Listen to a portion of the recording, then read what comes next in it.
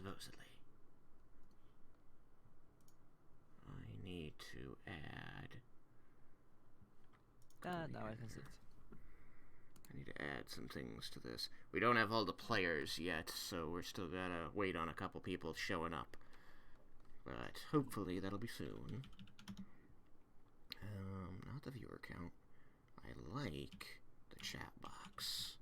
Add the chat box. I like that you can now have the chat box on OBS. Yes. I like that is too. good. Hey, Guaco's hosting. Yay! I actually still have no idea how to host. You type /host and a username in your own chat. Do I have to do that actively, or can you have it set to do it automatically? You can set it automatically by going to automatic hosts on your dashboard. Oh man, because I want to do that. But that is based on, like, if you have multiple people you follow, you can set like the priority. Yeah. So like the top one is the top priority, meaning that if two are streaming at the same time, the one with highest priority is the one that will be host. Wait, are you capable of setting it so that hosting somebody else over prioritizes yourself? No. Okay, so how come this is a problem? I ask because this is a problem I've had with our own. Joseph has set it up so that we auto-host somebody else. And so if I go to Twitch and go to our channel and that person is streaming, and then I start the stream from my computer, or Malachi starts the stream from his computer, that will continue to show on my screen in my browser the person we're hosting until I refresh the page. Like, it doesn't automatically stop showing them and start showing us. I have to refresh the page. I haven't thought about that, but that might be the case. Yeah, you might need to refresh until you see. Like, I don't think it auto updates. I don't think anything on Twitch does. Twitch is bad at that. That's frustrating. Okay, so where do I find this hosting thing? Video producer, channel? No, that's analytics. Achievements, events, activity? No. I found it just in dashboard. Like, instead of going to settings, just click dashboard. I did click dashboard. I'm looking at that. Yeah, then there's a top right corner. It says raids and hosts. You just click the cogwheel and manage auto hosting. Wait. It says raid or host from your live dashboard, and search and get recommendations on the new collaboration widget. Where the fuck is the collaboration widget? Wait, hold on. It's off my screen, I think. Yeah, it was set so far to the right, I couldn't actually see it, because it was off the screen. Okay, I dragged it somewhere I can see it. Yeah, host P4 podcast, do that. Wait, what does raid mean? Raid is that is like, you send all your viewers to another channel. Oh, neat. That sounds even better, right? Because I don't care about my own views. Yeah, but you know, that is something you do right after you've been live yourself. Not something you do when you're offline. I see. Oh, I see. You actively raid them. Actively raid them, yeah. Oh, okay. Alright, so I set P4 Podcast to host. Currently hosting P4 Podcast. Cool. Okay, thank you. I've never raided anyone because I never have enough viewers for it to actually matter. Like, if I raid someone and say, hey, El Toro Guaco's raiding with 0 viewers, that's not impressive. Yeah. I know what you mean. I'm gonna wait until I get like a steady group of viewers before doing that, and that might never happen. I have a steady group of viewers. It's steadily 0. Yeah, well, that's true. That's true. That's the same for me. Well, sometimes I get one. It's a few people that tend to come in and go out. Like my brother's best friend, for some instance, find it funny to come in and watch me and my brother once in a while. I see. Like, not that was confusing. My half brother's best friend watched me and my brother. Like, dude's 13 years old. But you know, whatever. That's the thing though. My half brother and his friends are, they find they like. Like, my half brother's trying to like include his friendship with me and my brother. Yeah. Like, he invited me to a Minecraft server once with him and one of his friends. But I'm like, dude, not to be rude, but it's kind of weird for a 27-year-old to be in a server with only 13-year-olds. I am old enough to know that I should not be texting a 13-year-old. There you go. There you go. Yeah, no, I just checked the latency. That was pretty impressive. It's only like 2.5 seconds disparity between when I click a block and when it gets represented on the stream. I really thought it was going to be worse than that. That's great.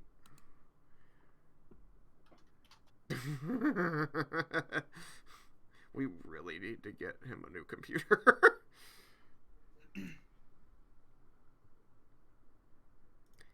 Raiken says that he's trying to boot up Discord, and it's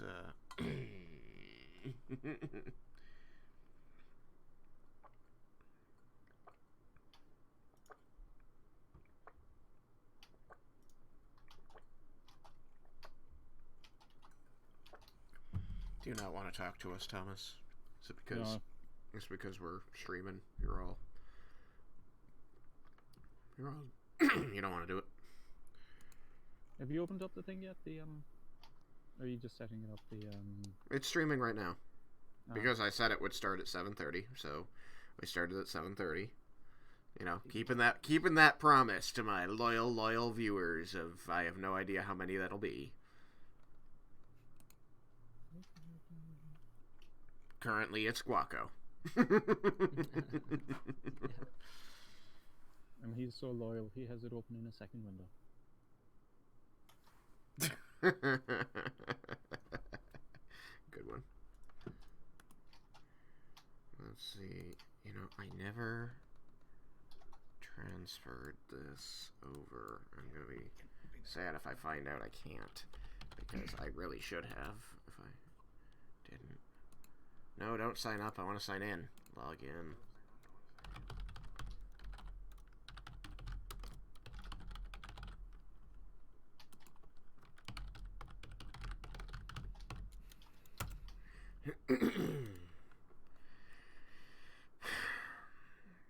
Sam, I've kind of gotten used to it, but honestly, the flags at the top of the Chrome browser still bother me. Their shape. I don't like that they forced that, because I don't like that shape. One day, I you'll be going about your entire day with all of your many tabs open. It won't even cross your mind, and the next day, come into work and be like, shit, it's begun.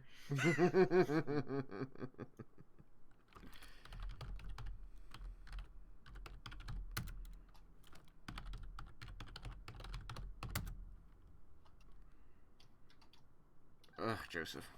Damn it. Why? Today we're gonna find out what's behind the next door. It's like a game show. It's a goat. Oh, door number Yeah. 1, 2, or 3. I was wondering if we were going to be able to Monty Hall this, and you'd open up one of the other doors and ask us if we want to switch. I still don't get that. It's so... I don't know.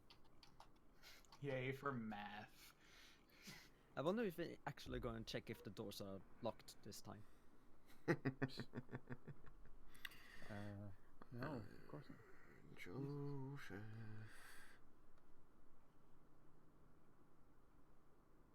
Hello, that's something that actually happened in one of my sessions once. I think it was the one Derek was in, where they checked a door if it was if it had traps, and they tried to like they did this from the distance and like tried to figure out the best ways to get in the door, and it was just a regular wooden door that was unlocked. I've seen one where someone, like, they used a lockpick on it to open it, but it was already unlocked, so they ended up locking it. They picked it and locked it. That's wonderful. Well, like, never mind. Well, it is called a pig lock, not a pig unlock. A lockpick. Yeah. It's for picking locks, but picking picking doesn't necessarily mean that you're unlocking it. You can use a lockpick to lock locks. Yeah. I could pick a lock. Do you think I'd pick this one? No, I'd pick the other one.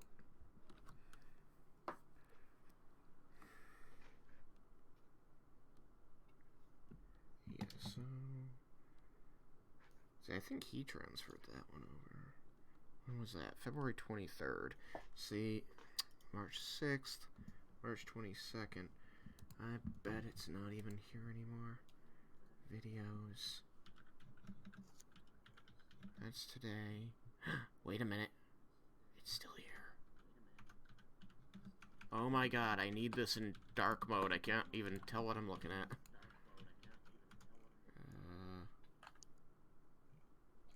Wait. Wait. Wait. Video producer. That's what I need. March 19th. That's it. Amaranta campaign in the desert dungeon. Export. Start the export. Okay. I wasn't getting the warning that it was going to expire, but I was... Ooh. But I was soon going to get that warning. Because the one from the 13th has the 2 days left.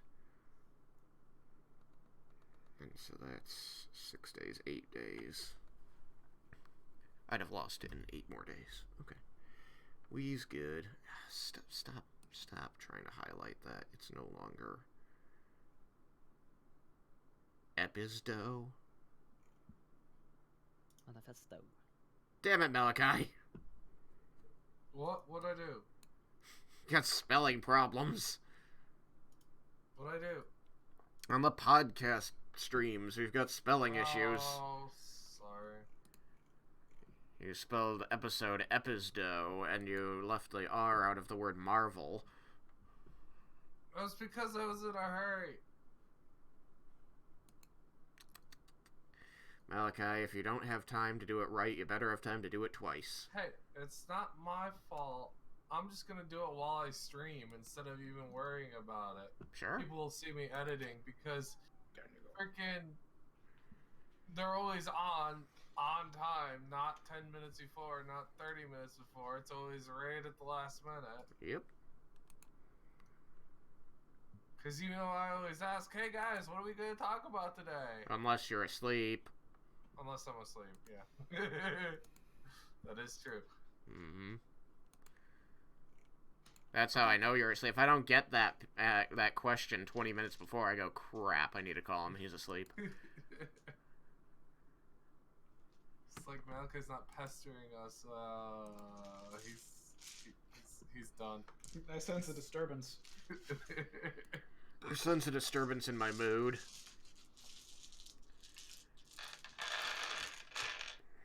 I hear So, lore. what's the to pay for tomorrow's podcast?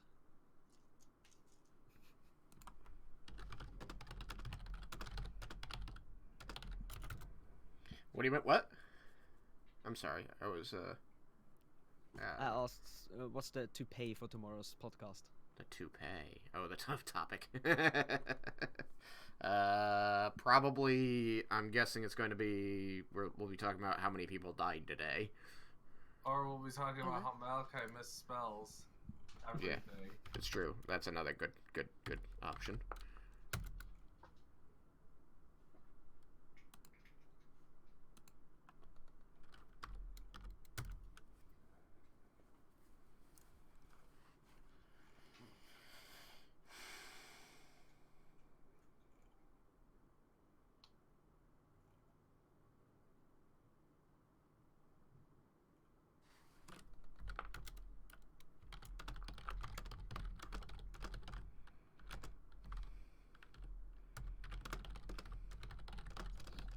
I mentioned I finished Little Witch Academia.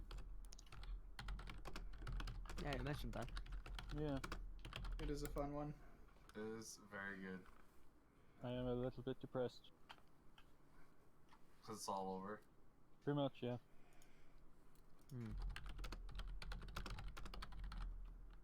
I actually like the characters. Oh my gosh, it's almost April. That means hopefully Fruits Basket. that and My Hero Academia season 4. That's in like the fall season. Is it fall? I thought. Yeah. Did they actually officially announce it? I missed it. In December, they announced that it was coming out in the fall season. Damn. So yeah, it's the beginning of another season. So you're that much closer to My Hero Academia coming out. Damn. But you can be excited about Fruits Basket. I am, because that story needed to end better than it did. I needed to read it too. That was the thing. I need to read it. It is. I think I'm 1.5 volumes from the end. I own all of it. I don't think I ever actually sat down and finished it completely. Okay, I well, need we've got Jacob, so the only person we're missing is Alex, and he's been struggling with his damn Discord for 10 minutes. Or longer. I'm excited for a second part of Chilling Adventures of Sabrina. 13 minutes. That's in April. Are they actually doing good with that series?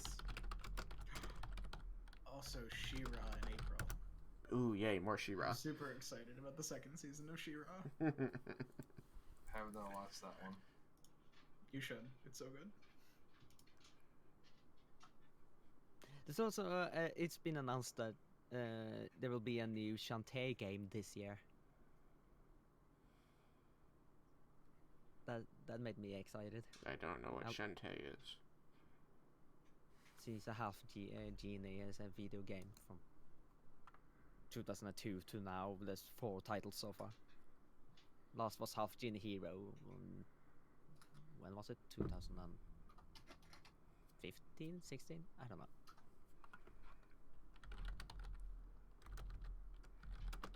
But I'm really looking forward to it.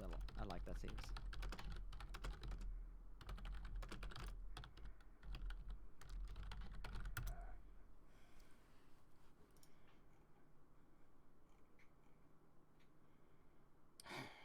I broke my brain a while back, Sam, and it has never recovered.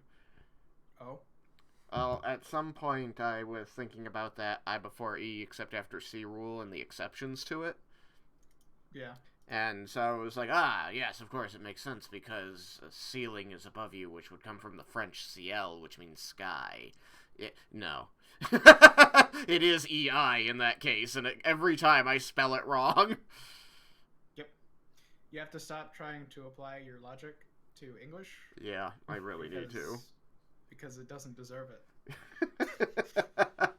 It is too broken, and that's why it's great.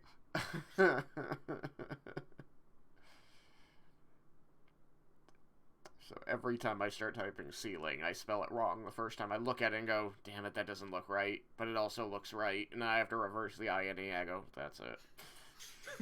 I used to struggle writing villain. Villian. Yeah. Yep, that one happens a lot. Receive is one that I always mess up. I before E except after every fucking word. It's like, here's the rule. Oh, and pretty much everything follows it. Yeah. Yeah. Sure. Pretty much everything. Like, shows all the exceptions under the carpet.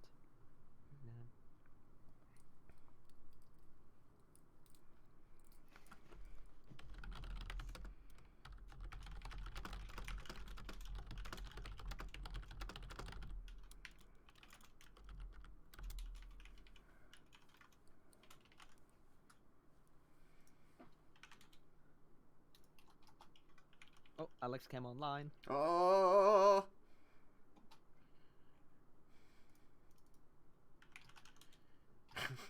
Only 22 minutes. Have you watched anything of the new season of Red vs. Blue? No. No? I don't think I saw season 15. Ah, man. It's good. It's all about Donut now. Oh. He finally realized... No, maybe I shouldn't say that. That's spoilers. Yeah, keep your mouth shut, because like Tristan, I still haven't seen the previous season either. Oh man. I saw a part of the season that was just vignettes, which I thought was 15, but maybe that was 14. No, that was 14, and that was a bad one. 15 is back to being good. Yeah.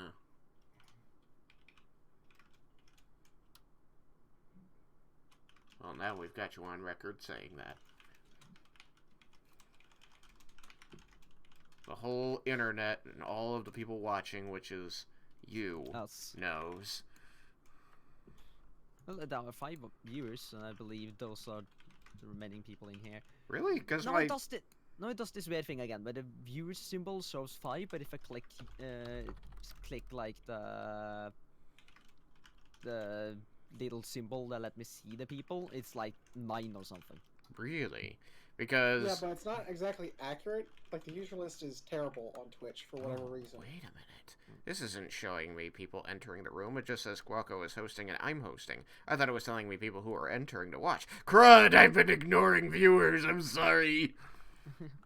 Because I see Headless Monk, Banana, Banana. Banana. Boba Macraw, that's Thomas, Commander It's a Roots. G, not a C. McCrawdad.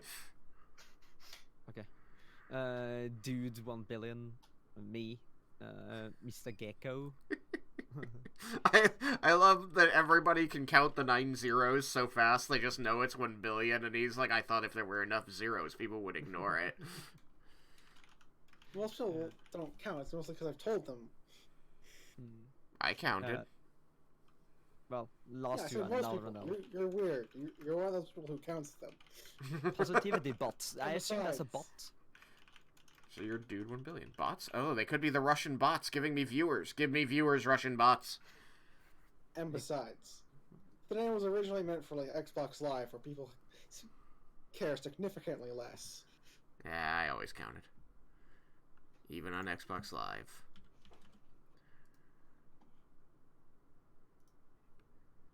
XX 420 Mad Skills 420 XX. Raiken's in the voice chat only muted. Really? He's here? Well, muted. Raiken, I need to know that you're there and capable of talking to me. Can you hear me? I need you want to to come on love you. Oh no! You killed him. Look what you did. What? No, How it was could you who did that. I blame you. Well, I blame you. Well, that's fine. Mutual blame. I guess that means it's Sam's fault. It usually is. I thought we were supposed to blame Draythor at that point. Isn't that how this works? No, because this isn't the Sunday game. Draythor's only at fault for everything that happens in the Sunday game. And that's still a lie, because he's only responsible for half of the problems we're having with chromatic dragons. Oh! What did you break? I didn't break anything. I just tilted my dice tower and it just fell back into place. But I panicked for a short second, thinking that it was going to tilt over my keyboard. He was here. What happened? His PC happened. He has a laptop, and I need him to stop having a He's back, laptop. but still muted. He's got the poopiest pooputer ever. Compooper. It's bad. Raiken, can you hear me? I need to know that you're there so I can love you. Okay. I want to start the game. But I gotta have all the peoples. All the lovely people. Lonely people? Crap. Hey, they could be lovely too. They could be, but I think they're No. actually lonely. They're lonely because nobody likes them. Where do they all come from? Father McRaiken.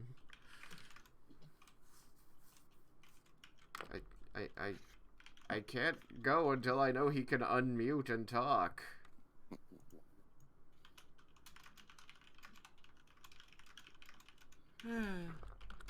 He'll learn where the mute button is eventually.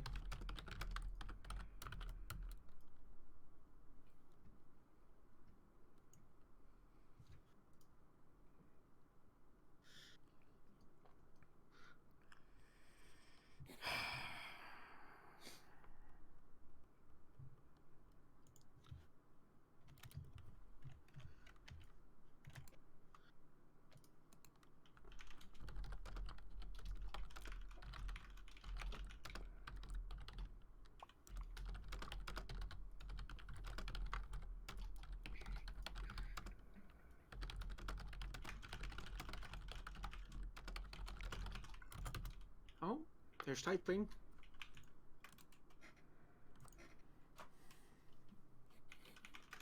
And there's no longer typing.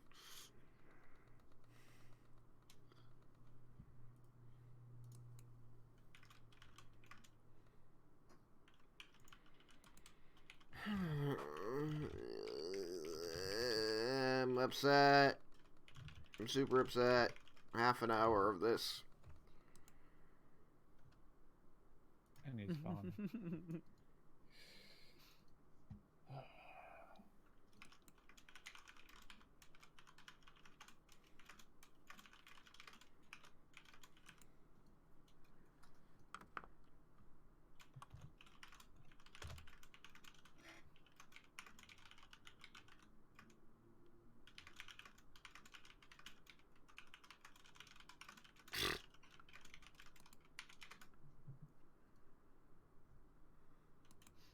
You snorted at that picture I sent.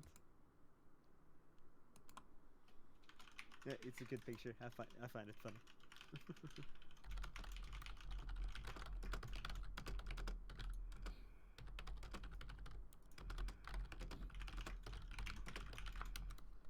Yes, that's good.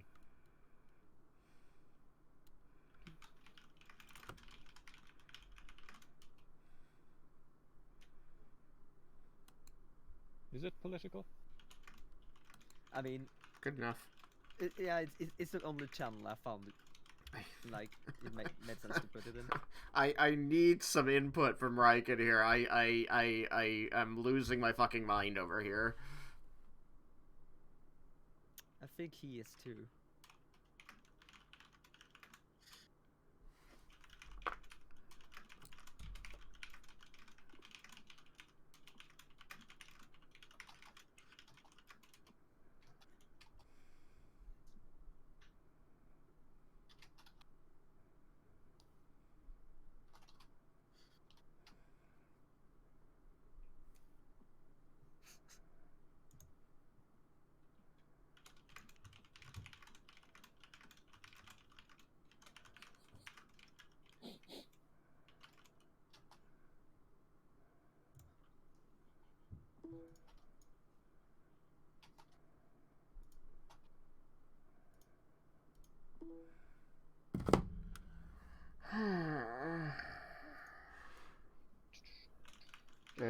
I would like to just be able to move forward and jump him in later, but especially in light of last session, it's kind of important. He's one of the more injured people, and if somebody sets off a trap...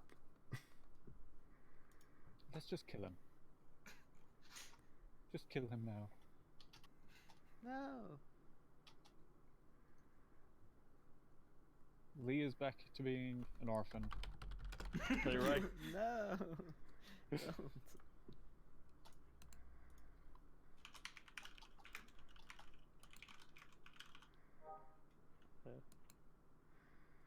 When the guy we came here for dies.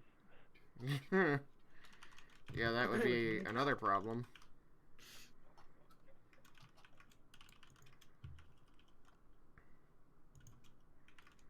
Because you're only here to rescue the armor of Cord from it potentially being destroyed. I sent him a text and he's not responding to my text. I am growing increasingly frustrated. Maybe his hands fell off. They better have.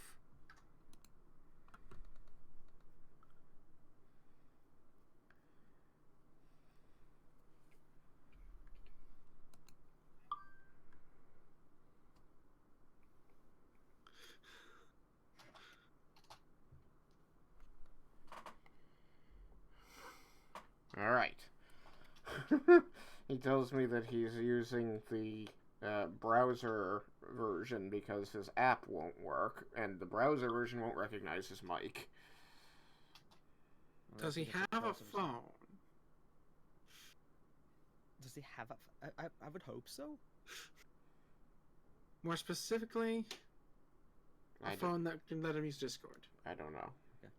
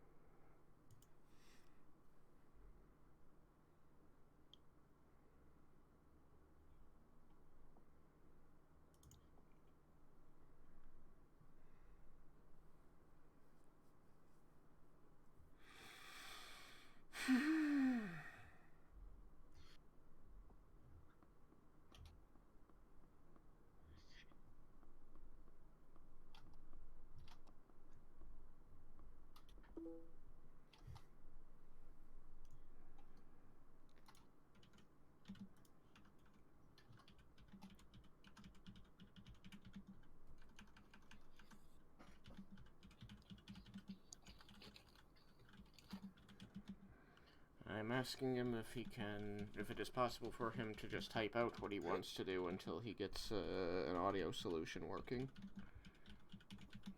Yeah, if he can at least hear us. He says he can hear us. I suppose even if he couldn't, he could hear through the, Twitch. That's true. Well, the Twitch is only 2 seconds behind, so that would be an okay way of doing it.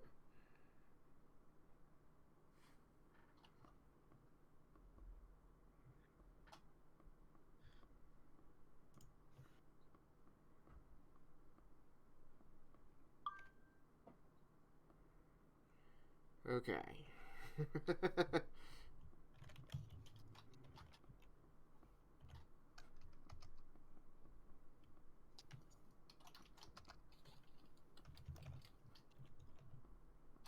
He says he can type responses. I'm asking him if he needs me to send him them in text form or if he can respond voice. Sorry about that. There's always some new problem, isn't there? Uh-huh. Alright, let's see. Let's finally get this damn thing underway. What music? Stop that. Whatever. We should get some bot music.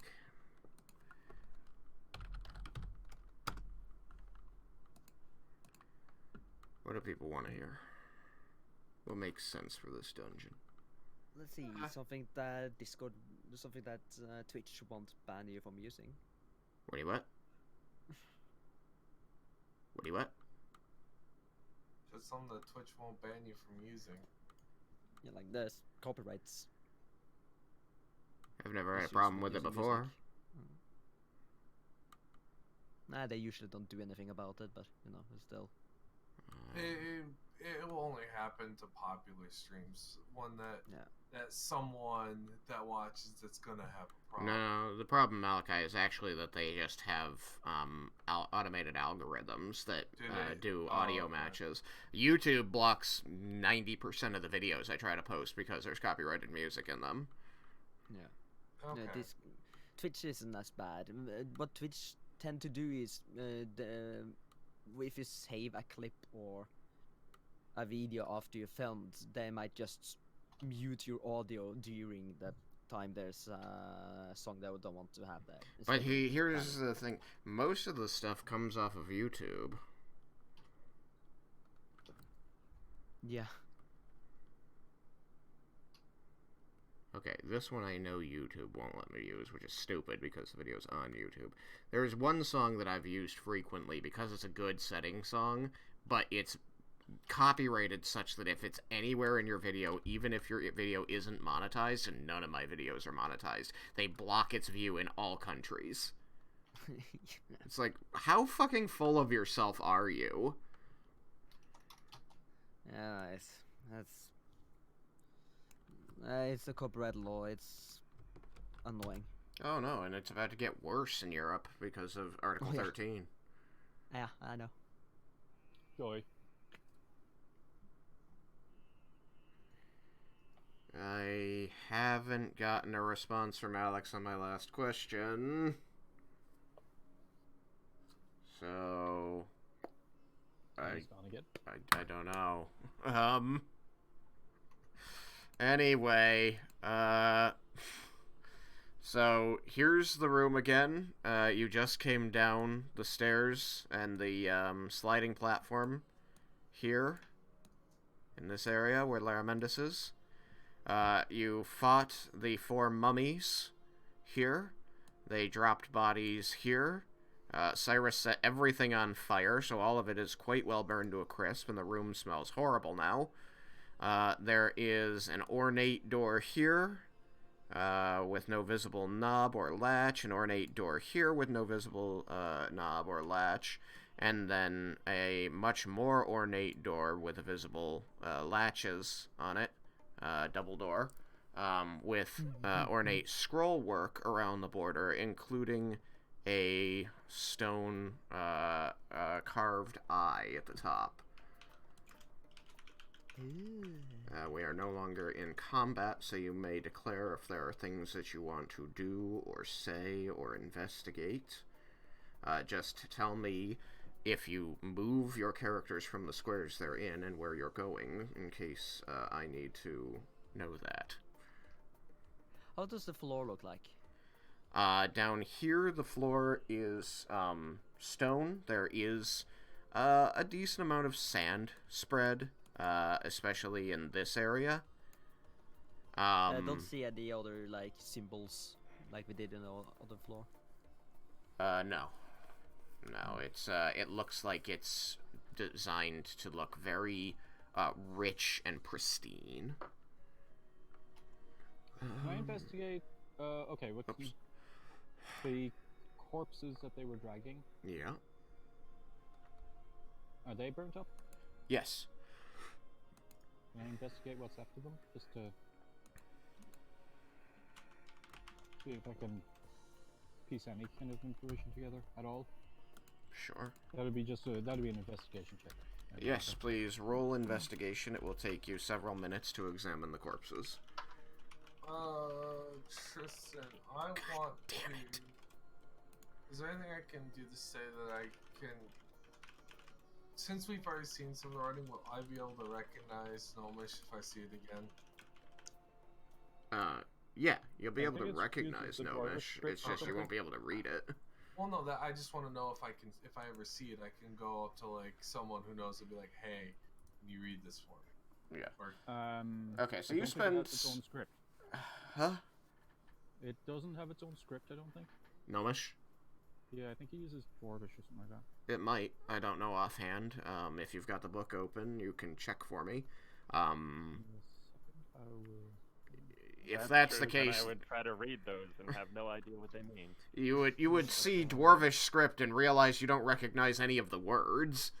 Like, these dwarves were very drunk when they were carving these. I'm going to begin casting Detect Magic. It's Pig Dwarvish. Pig Dwarvish. Okay, you begin casting Detect Magic. Jebel, you spend several minutes poring over these crispy, crunchy bodies. You find that they are clad in tatters of the metal armor has survived the fire, but even that is badly damaged. Their scabbards have burned away, but their blades remain still in metal loops. Those are also badly damaged. In fact, one of them is wearing a longsword that's bent clean in half. But you really can't tell more than that they were of humanoid size and shape, and they were tall, so they were not, gnomes or halflings. But you can't tell what race they were because your investigation sucks. Yeah. Which is funny, or it will be if anybody else looks. I'd probably take a look, see if I could identify or find anything useful on what I kind of barbecued. Okay, yeah, If go I for find it. nothing useful, I am going to check the. Hold on. Everything The door on remotely the left. useful seems to have been burned away. Yeah. Damn it. So I'm just going to check the door on the left. I'm trying Yeah, I want to take a look do at a the door thing. straight up. Hold on. L16, L17. Vandar will take a look at the door on the right then. Hang on a moment.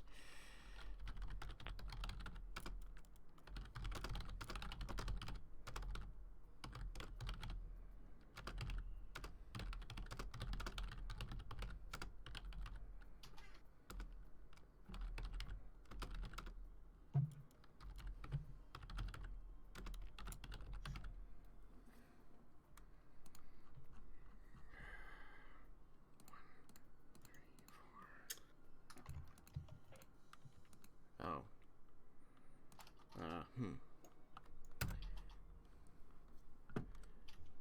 This actually might require some retro action.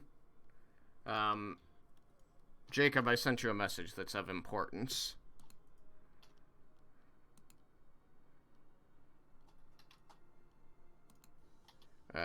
You notice this as Jebel is moving over to investigate the bodies. Guys?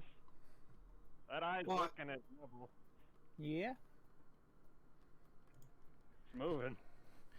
So, Vendar says this as Jebel is going to look at the bodies before the investigation check, Okay. while Laramendes has just begun his spell casting. So, when Vendar says this, Jebel, what is your response? He tells you that the eye is moving. Are you going to... What eye? The eye above the... There's one above the door in the middle? Yeah. Yeah. What's it looking at? So I'm actually just going to move you back to, like, here. Because that's when it would have started.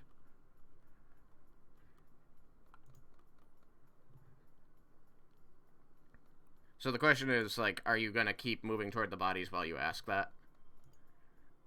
No, I mean, I'm asking you. Can I see what it's looking at? Oh, roll perception. Perception is... I want to do the same. 8. Okay, it's looking directly at you. Yeah, I got 18. Well, if I see and I think it's looking directly at me, I'm going to kind of move from side to side a bit. Okay, yeah, it seems to be tracking you. And then I'm going to kind of start walking backwards. Okay. From How my far backwards are you going to go? I'm going to be behind everyone else. So you're going to go here-ish? Nah, but, like, right behind Raiken and Leah. Yeah. Okay, so Tristan, with an 18 on my die, I pay attention to the eye while he do all this. Uh-huh. What does that look like from my perspective? It looks like a stone eye in a stone setting on the wall is moving inexplicably, and it's watching Jebel move around, and as soon as he gets beyond Raiken, it goes back to simply staring straight out of the wall. I try to move forward. Where do you want to move to? About two forward. To here? Yeah, and then I want to start moving like side to side. Okay. Looking at the eye to see if it starts detecting me at a point. Okay, yeah, as soon as you move that around the bodies and get into this row, it seems to start watching you. Interesting. It seems to be made of stone. It does not blink.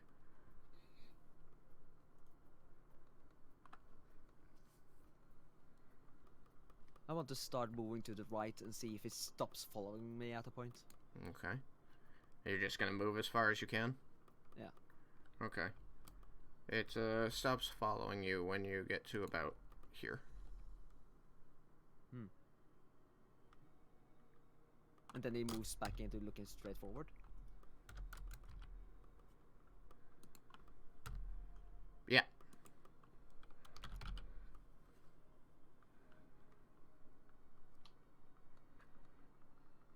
interesting.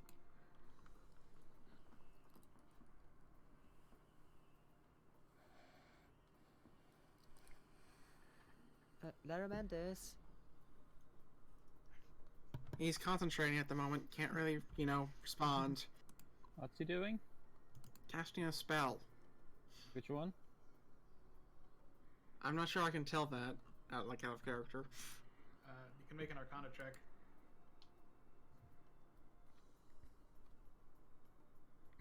So Probably you're not just a difficult Arcana check. I got what I get? Got 17. okay. You know that he's casting detect magic. It's casting detect magic. Oh, that'll be handy. Good for that.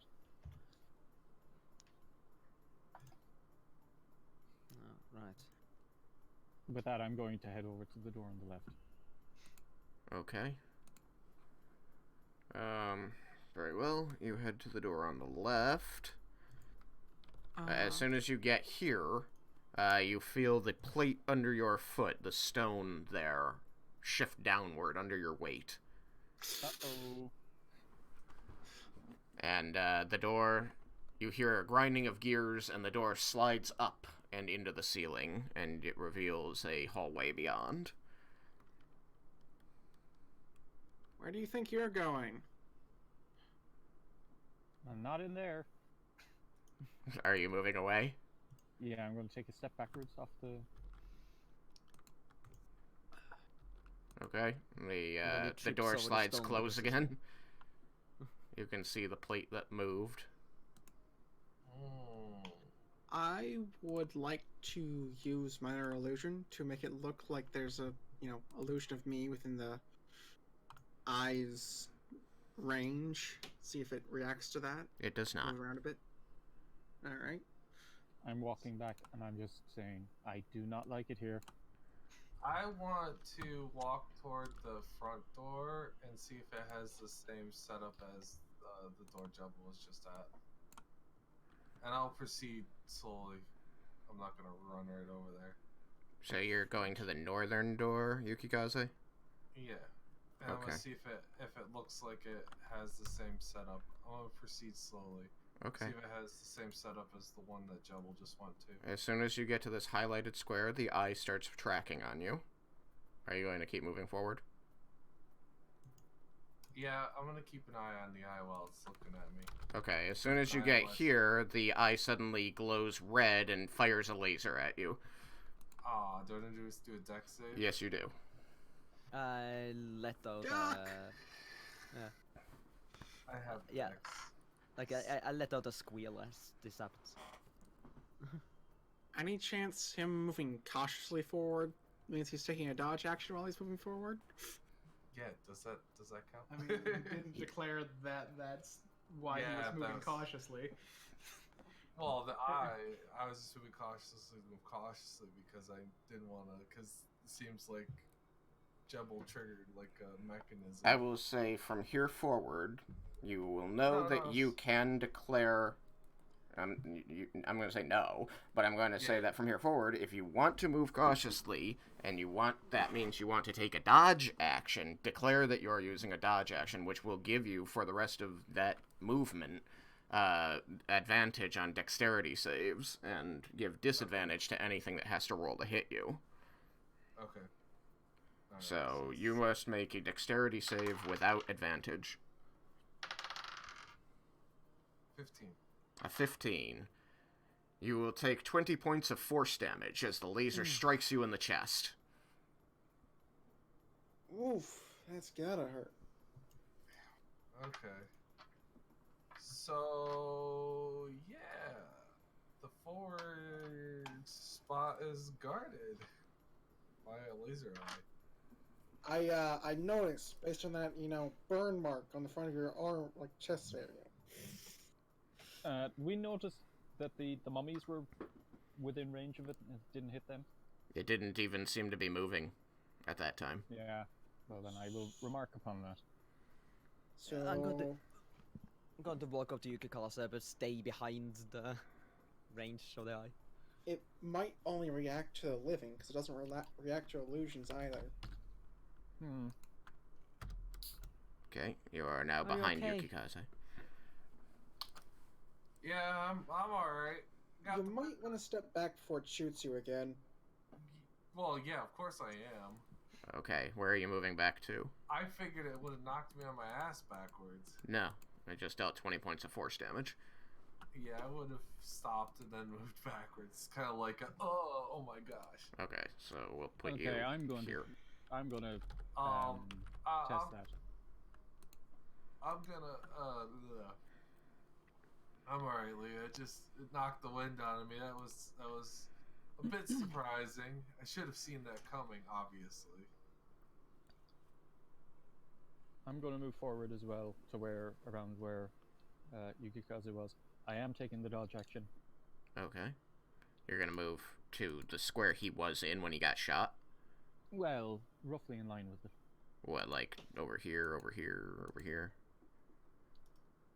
Like, tell me exactly which of these squares you want to move to. So that's in the 10 Y10. line. You want to go to Y10, okay. Yeah. I am taking the dodge action, so. Okay. As soon as you enter Y10, because we'll say you entered it from X11 on a diagonal straight line, it's going to light up and fire at you to make a dexterity saving throw with advantage. Well, that's not great. That's 15. It's not going to be enough. Take 20 points of force damage. What were you thinking? I'm a gnome! What? I said it detects the living. I didn't say it's like doesn't hurt gnomes. Your head. It was aiming at you earlier. Yeah, but it was aiming at you earlier when you were not getting shot at. No, it was looking at me. That's the aiming bit. Did Yeah, did well, I? you know that now. So are you Yes, moving you're backward welcome. after it shoots you? I am repeating. I'm retreating. You're retreating. Okay, which square would you like to retreat to? You can move as many as you like because we're not in combat. Y13. You want to go to Y13. Okay. Okay. I just have my head in one of my hands just shaking. Just. Did I see where the laser hit him? It would help if I had my dice out. Well, one of our options are, guys, is we can take one of these bodies and lay him on that switch that Jebba went through to go through as a group. But that's for later. That is an option we have. Yeah, we could do that. We could just go through, leave someone on this side, open it back up, just open it on the side. We can roll up the magic eyeball and go through this door here. It hit him in the left knee. So I limp back. He needs that. Somebody had to say it. I used to be an adventurer like you before I took laser to the knee. Nice. I don't know. I haven't. want to try something. Okay, you may try something. I haven't gotten any responses from Raiken in 20 minutes. I want to take out my mirror. And I want to like slowly try to angle it towards the eye and see if I can try to reflect the laser back to it. Oh no. How many times are we I doing hope you first? realize you're going to destroy your focus if you do that. I say this as you're starting this process.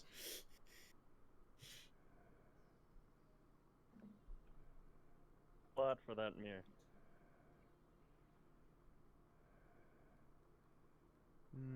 Yeah. Can mending work on it?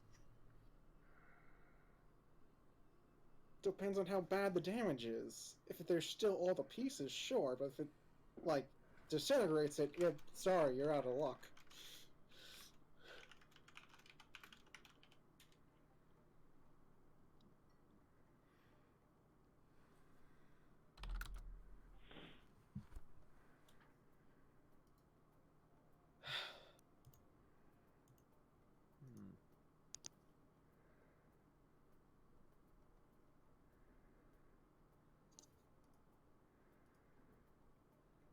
And these other things are just pillars, are they?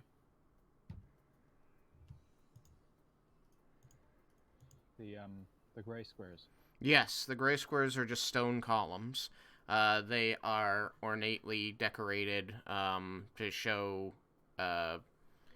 people holding up different levels of other people seemingly working on stuff. It's very Greco-Roman. And is there any writing around the eye door? Check my little guide here. No, there's just ornate scrollwork.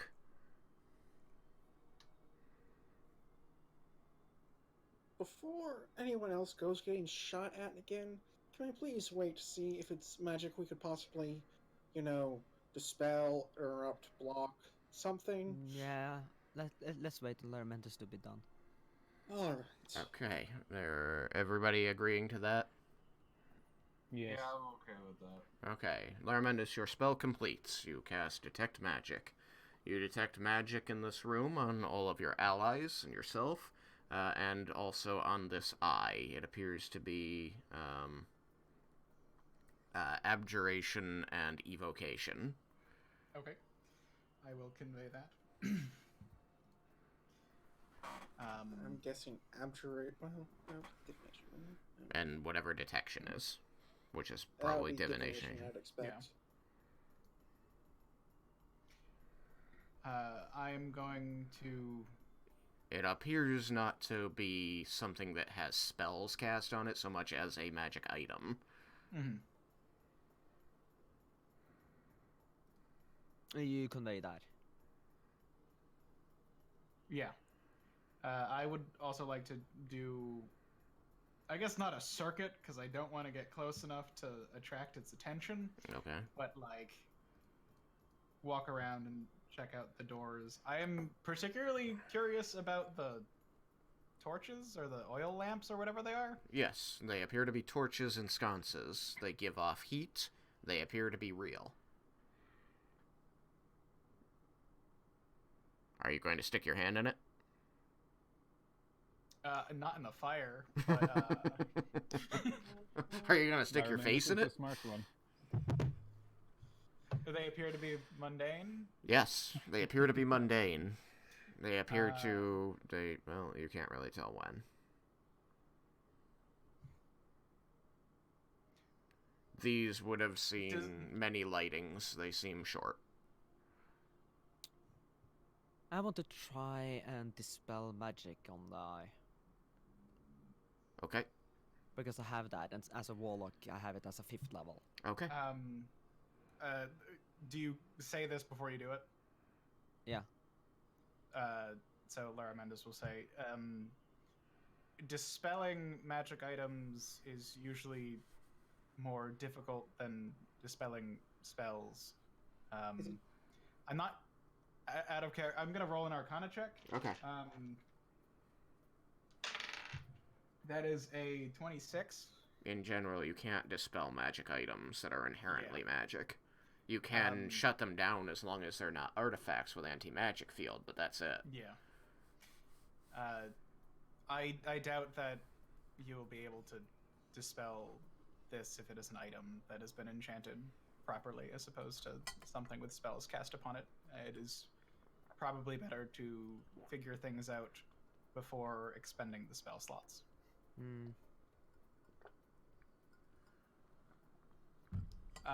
Was door the eastern door magic? I get close enough to detect magic on it, so 30 feet away from it. No magic there. Okay. So the only magic in the room, basically I'm going around in the bottom half. I'll move you to here for now. Avoiding the lasers. Yes. Yeah. No, you detect no magic except that magic that is on your compatriots and that magic that appears to be this item, that is the eye. You notice that whenever you're in approximately this area here, the eye tracks your movement. Mm-hmm. Outside of that, it just stares straight ahead. Did it appear... So it did appear in that line, so it's I'm trying to figure So out. as soon as you is enter, it a like is it a radius from it, or is it a like line in the room?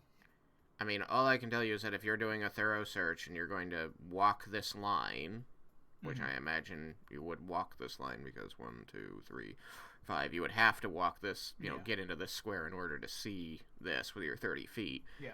That in these squares, it wasn't looking at you. As soon as you got into this square, it looked at you and then was splitting its attention between you and the two others. Okay. Just the entire area that you have highlighted is the only one that it begins tracking. Right. And you And know... I haven't moved any closer than that. Yeah. Right. Cool. And you know that people got shot in these squares. Yeah. So, I mean, I see a few options. We could try blocking it up with something. We could try just shooting it with magic from a safe distance, see if it can retaliate. Or we could just take a different door. But usually doors with protection have good things behind them. Well, important things, not necessarily good. Yeah, I think we should take a different door. We can hopefully always backtrack. Okay. If you guys are in agreement that you want to take a different door, tell me which door you will take. And how you will go about doing that. We saw how the one on the left opens. If we assume the one on the right does the same, and when her preference to right or left, I kind of like right. Vendor wants to check at the right door. Okay. Are you going to... So you can see from where you're standing that this door doesn't seem to have any handle or latch on it. Are you just going to walk up to it? Yeah, I'm going to keep an eye out for any traps and stuff on the way there. Your high perception lets you know that in the square I have highlighted, this stone seems to be detached from the others, possibly capable of moving.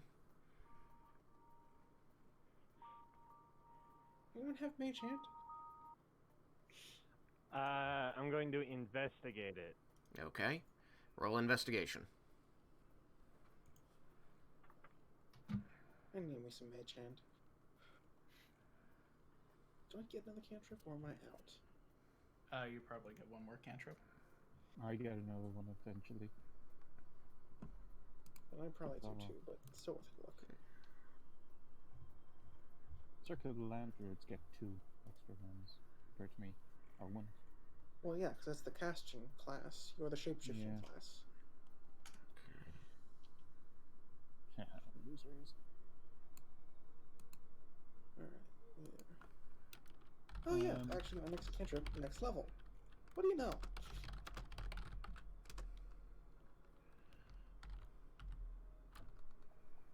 Sorcerer cantrips would be good to have.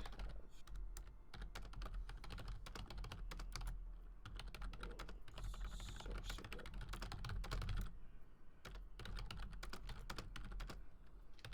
Okay, 17. 17. Alright. Your investigation reveals that this entire area is a set of stone tiles that will depress when weight is placed on them. You do not know what they do beyond that. I can guess they probably opened the door, though, as that's what happened with the other door. You're welcome to assume that. But I'm going to assume. Okay, you are welcome to assume that. What do you do? He's going to press it. Okay.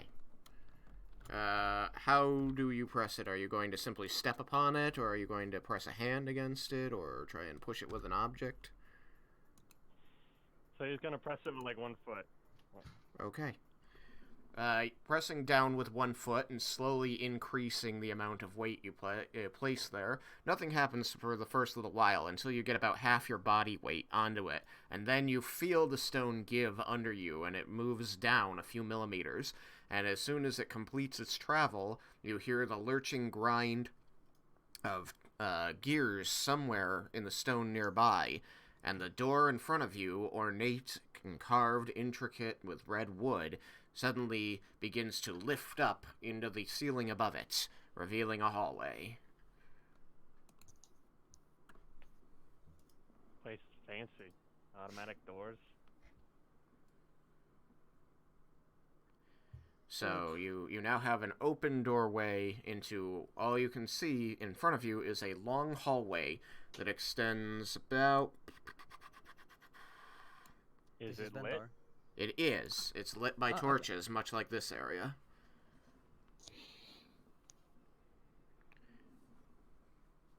You can see from here that it is a corridor, effectively. There is another door at the far end of it, and there appear to be openings for 2 other doors along the left wall. The right wall seems completely solid.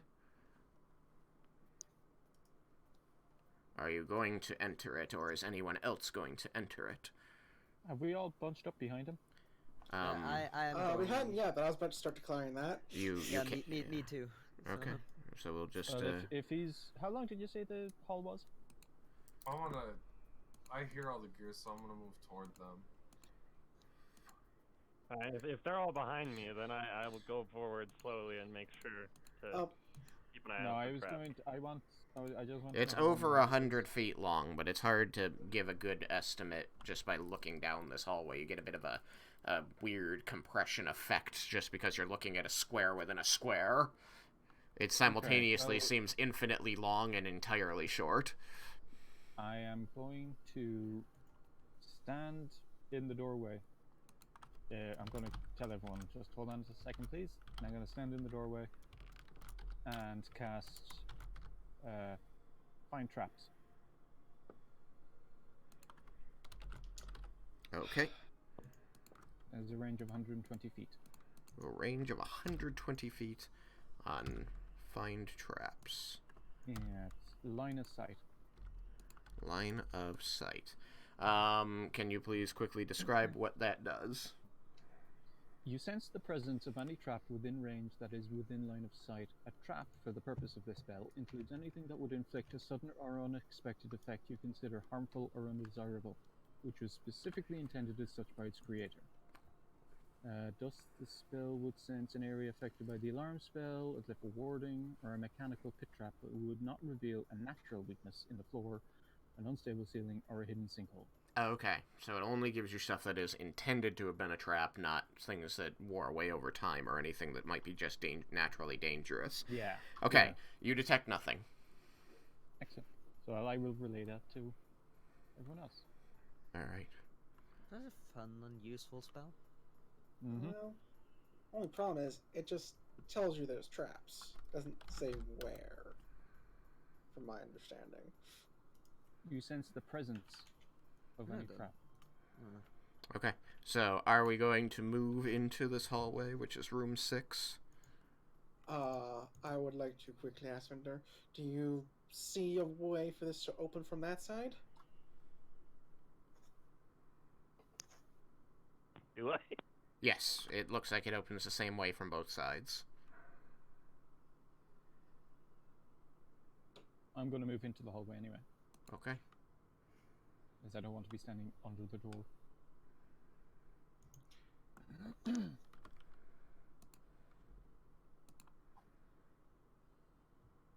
Now, because I only have the ability to select entire squares, it's going to look a little crowded, but it's not nearly so. Wait, so is there another pressure switch on the other side? Yes. Okay. Okay. Each of those brownish squares is a suit of full plate armor that appears to be of a copper or brass or bronze metal sheen. All of them are gnome-sized and hold pikes at their sides. Man, I miss detect magic. I mean, the wizard should still have his on. It hasn't been 10 minutes. Yeah, but So- I can't see what he does. They're all facing the opposite side of the hallway from where they're standing. They are lined up like a vanguard. This seems like a, normal medieval castle kind of stylized furnishing. Can I see like what state they're in? Pristine.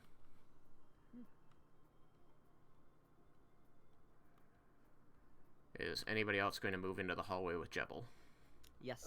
I will once I hit, Okay, so the question is, Jebel, are you going to let them push you forward, or are they going to make them step around you? And if he doesn't move, are you going to step around him? Oh, I'm going to move forward. Okay, how far are you going to move forward? Kind of, to... Is that double A? Double A. Double A, 14. Right there, good? Yeah. Okay. And I'm actually just kind of looking at things as I go. Okay. So I've noticed that these suits of armor look very good.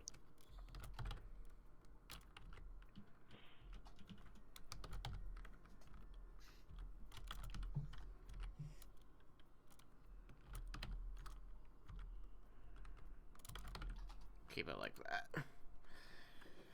Alright, everybody's in the hallway. This hallway, other than the armors, is very boring. It has a ceiling that is about 15 feet up.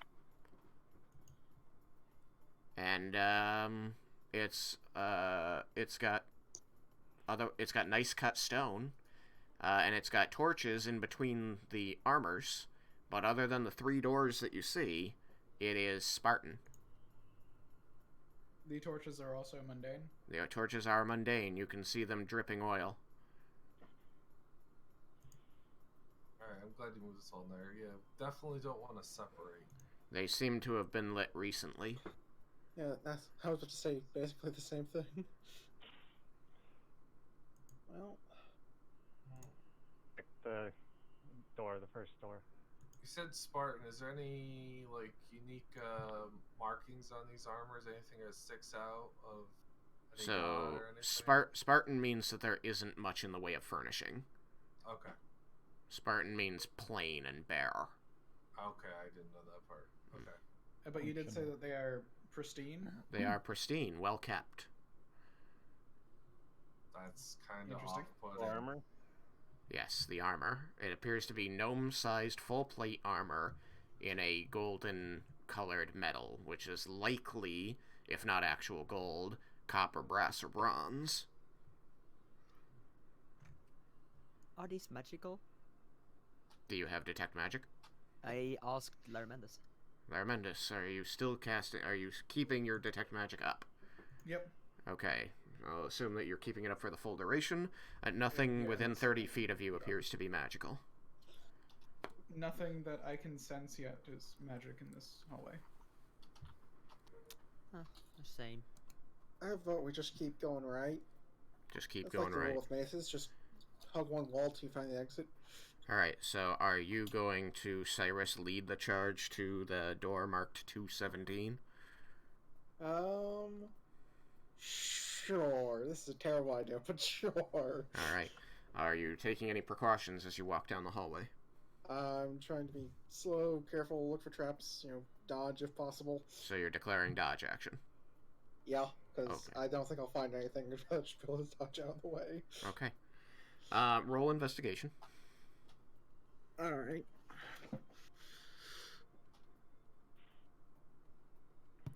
Got a 5 again. Okay. It takes you about 5 minutes to traverse the 130 feet of hallway while you look around very suspiciously at every floor tile and watch warily as you move past these suits of armor, expecting anything at any moment to suddenly jump up and try to pin you. But nothing happens. You make it from one end of the hallway to the other safely. The others see this occurring. I imagine you're all watching with bated breath, waiting to see if something explodes on him. Pretty much, yeah. Thanks, guys. Alright. Did you got up directly to the door? As soon as he enters the square, his investigation was so low he didn't notice anything. So you step on a plate and the door opens with a grinding crunch of gears that you can feel rattling the stones beneath you. This door Which slowly... did not happen for 15-16. It did not. Those seem to be rooms with latches on the doors.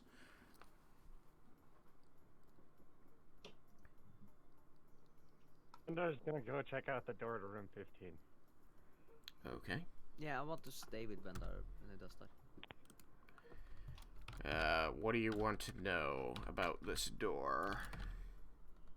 I'm gonna check it for traps. You're going to check it for traps. Okay, roll your perception. 25. 25. You detect no traps. The door seems perfectly mundane, although very well crafted. It has a metal latch, which must be either lifted or pressed down to open it, and it seems to be on swinging hinges, very unlike the doors that you've seen before this, which rise up into the ceiling.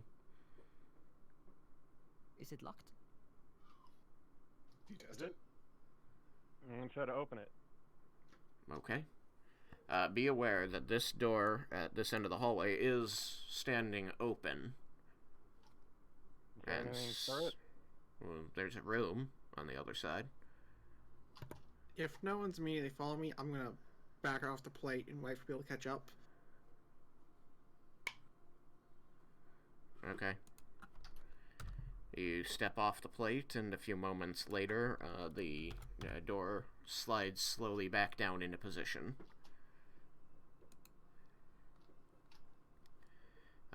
You will then open this door as Cyrus rejoins you, Vendar.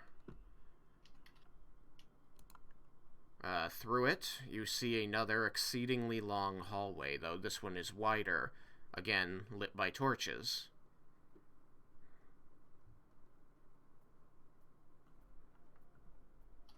There is a door in it, much like the one you just opened, immediately to your left as you look through, and one slightly further up. This hallway, again, appears to have only 4 total doors, including the one that you're looking through, so 2 along the left wall and 1 at the far end.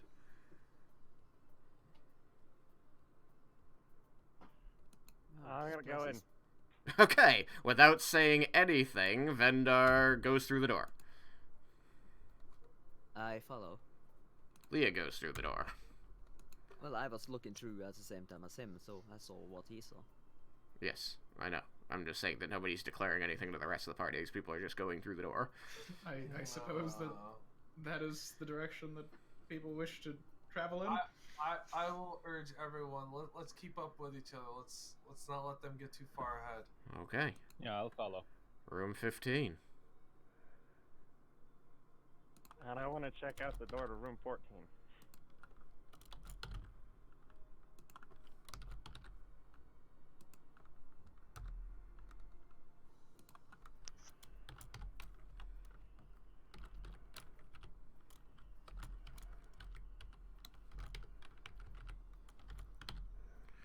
Okay. Everybody's here. This room, this hallway, again, like the other, is long and narrow and well lit by torches along the walls. These also drip oil as though recently lit. And I check this first door on the left. Spec door 14. Alright, roll it. Roll investigation. How are you checking this door? I'm looking for traps and stuff. You're looking and for whether traps. it's locked. Okay, and whether it's locked. Roll it. Investigation? Yes, please. A 15. A 15. You detect no traps, although you do find that the door is locked. It appears to have a simple, though larger than average, keyhole. Well, I will use my magic lockpicks to pick a lock. Okay. Other people who are in this hallway, as you jog to catch up, you find that Vendar is already examining this door, which looks very much like the one he just passed through. A thick, sturdy, well-crafted wooden door that is red and inset with meaningless shapes and images. No rhyme or reason to them other than that they seem to look pretty. Like, you can't discern any... They don't seem to be a language, and they don't seem to be pictures of anything in particular. They're just scroll work. And he is examining it thoroughly along its edges where it meets the doorframe to see if he can determine anything, and then examining the handle itself finding a keyhole there. You see him produce a set of lockpicks from a well-crafted leather satchel. They all appear to be made out of gold, and they seem to shimmer in the light. Ooh. I thought that we had seen them before. You are aware that they are magic, Larmendus. Mm-hmm. Because you still have a couple minutes left on your detect magic.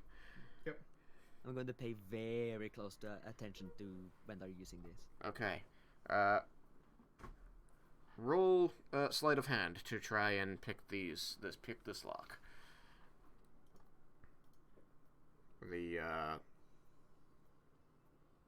The lockpicks will give you a +10. Well, I got a nat 20. So what'd you get? 42? 27. So you see him select a rake and tensioner and shove them into the hole in the lock and then begin wiggling them.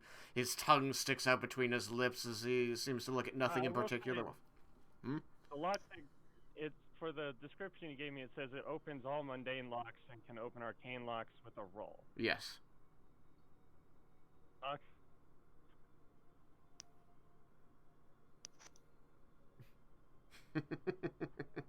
Don't worry about it. Okay. I'm sure this door wasn't arcane locked. That would be silly. The door opens. Did I detect the presence of magic on the door? Abjuration magic, perhaps? Not anymore. But yeah. So, those are just lockpicks? They're super magic lockpicks. But you use them like lockpicks. Yeah, you're good at it. The door was magically locked. What? Or there was magic on it. Oh, that's cool. It's at least suppressed at the moment. You, It is much quieter than the knock spell. Yes, you notice that a gonging, knocking noise did not fill the area when the spell disappeared from your magic vision. That is exceedingly useful. Yes. Moments after he finishes picking the lock this way, your detect magic will end. Mm-hmm. You depress the lever on the door and push it open. It opens inward. And you find that you are looking at 14. Excuse me. This room. The bathroom. Take privacy really seriously. Oof. And all of these brown objects appear to be expensive-looking large musical instruments. Oh, I like this. This one over here is a grand piano. This one here is a sitting harp. These are string instruments. There are a couple woodwinds on the wall over here, and this appears to be a very large drum, like a taiko drum. I'm gonna walk in and take a look at the woodwind instruments. Okay. Me too.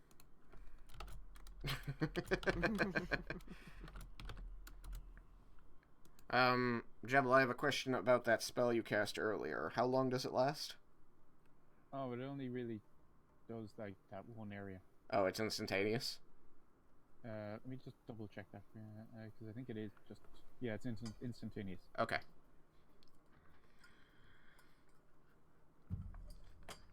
So you check out the woodwind instruments. They seem exceedingly old, but well cared for. Despite the fact that this place is underneath a desert, it doesn't seem like there's a lot of dust settling on things. I mean, things like something's been taking care of this shit in here. How are the strings looking? I call from the hallway, because I haven't walked in yet. You may... Leah's near one of the string instruments. The strings look like there's a bit of fraying toward the ends. Nothing like a bit of mending won't fix. They look Mending fine. They probably wouldn't fix that. Doesn't Yeah, fix fair enough. normal wear and tear. Does no, it? but just taking care of them will. Tools. Sam wants to change some strings, huh? No, I want if they were like suspiciously well kept. Oh. Is Yeah. what I wanted to see. I know what you're thinking then. If I sent it to me, oh no, it was Leah. Yeah, no, I didn't send you anything. What kind of? So what woodwinds did we see? Any flutes? Yes. Oh, Yukikaze will perk up an eye to a flute. See can play. Pretty good. I don't actually know how to play the flute, but I'm gonna take one down. I do. I know how to play the flute. Yukikaze knows how to play a flute. So Yukikaze's in here now too? People are just sort of filing into the room like, ooh, music. Well, I want to see if there. Well, I would have slowly followed them in. I wouldn't push my way through. So if everyone's No, slowly... I mean, the only thing is that Laramendus and Vendar are still sort of outside the door, just sort of looking in, and Leah ran in, and Jebel followed her, and they're small, so they got by easily. How many? Well, how if many they're flutes? standing in Just the the one? doorway, I won't push my way through. I mean, How if If many you flutes look did like you you, I will let you through. I'm not walking into the room, but like, if you're like looking like you're trying to do that, I will move out of the way to allow you to pass. Well, I'll move in to keep an eye on them, and then also kind of just look to see what's in here. I also will have plucked one of the flutes from the wall and examine it. Oh, The loot was first. Hey, I said flute, not loot. I'll as I pass Larmendus, I'll be like, "Are you still detecting magic? Is there anything fishy in here? You think?" As I pass by. The spell has faded. Oh, okay. convenient, that. Yeah. How many flutes are there? Is there just the one, or is there? There several? are 3 different flutes. They seem to be crafted of different materials. 2 of them are of wood, and these seem to have withstood the test of time least well, as you can see that one of them, the wood is a little bit dry and splitty, but it's otherwise well cared for. The last seems to be made out of brass. I'll try the brass one. Okay. It has I a... try- Are you going to blow on it? I'm gonna blow on it. Okay. A tinny whistling noise is produced, more harsh than you're used to with wooden flutes, but you think that with practice you could probably make it sound better. What kind of flute is it? Is it like? Does it have like? This is like a flute. Finger holes? This is a flute like you've never seen before. It is long and thin and produced entirely out of metal, which is something you've never seen.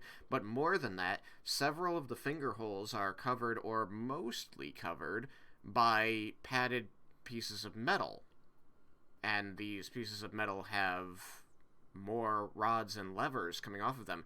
Delicate pieces of metal as it's made out of, small rods and finger pedals that allow you to maintain finger positions over the primary 8 holes, but still manipulate from there 4 more holes.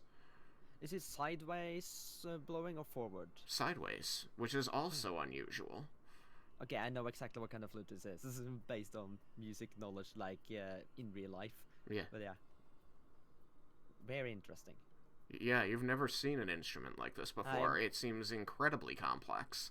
I'm going to try it out and see if I can figure out the tones on it, like Okay. what scale it's tuned in. Sure. You spend several minutes blowing over the hole, and it takes you a while to get the hang of blowing over the hole rather than into the end of the flute, as a straight flute would require. But eventually you get it to produce noises, and you begin to experiment with fingering the different holes to get different tones. Pretty soon, after about 3 minutes of work, you're able to produce a rudimentary scale.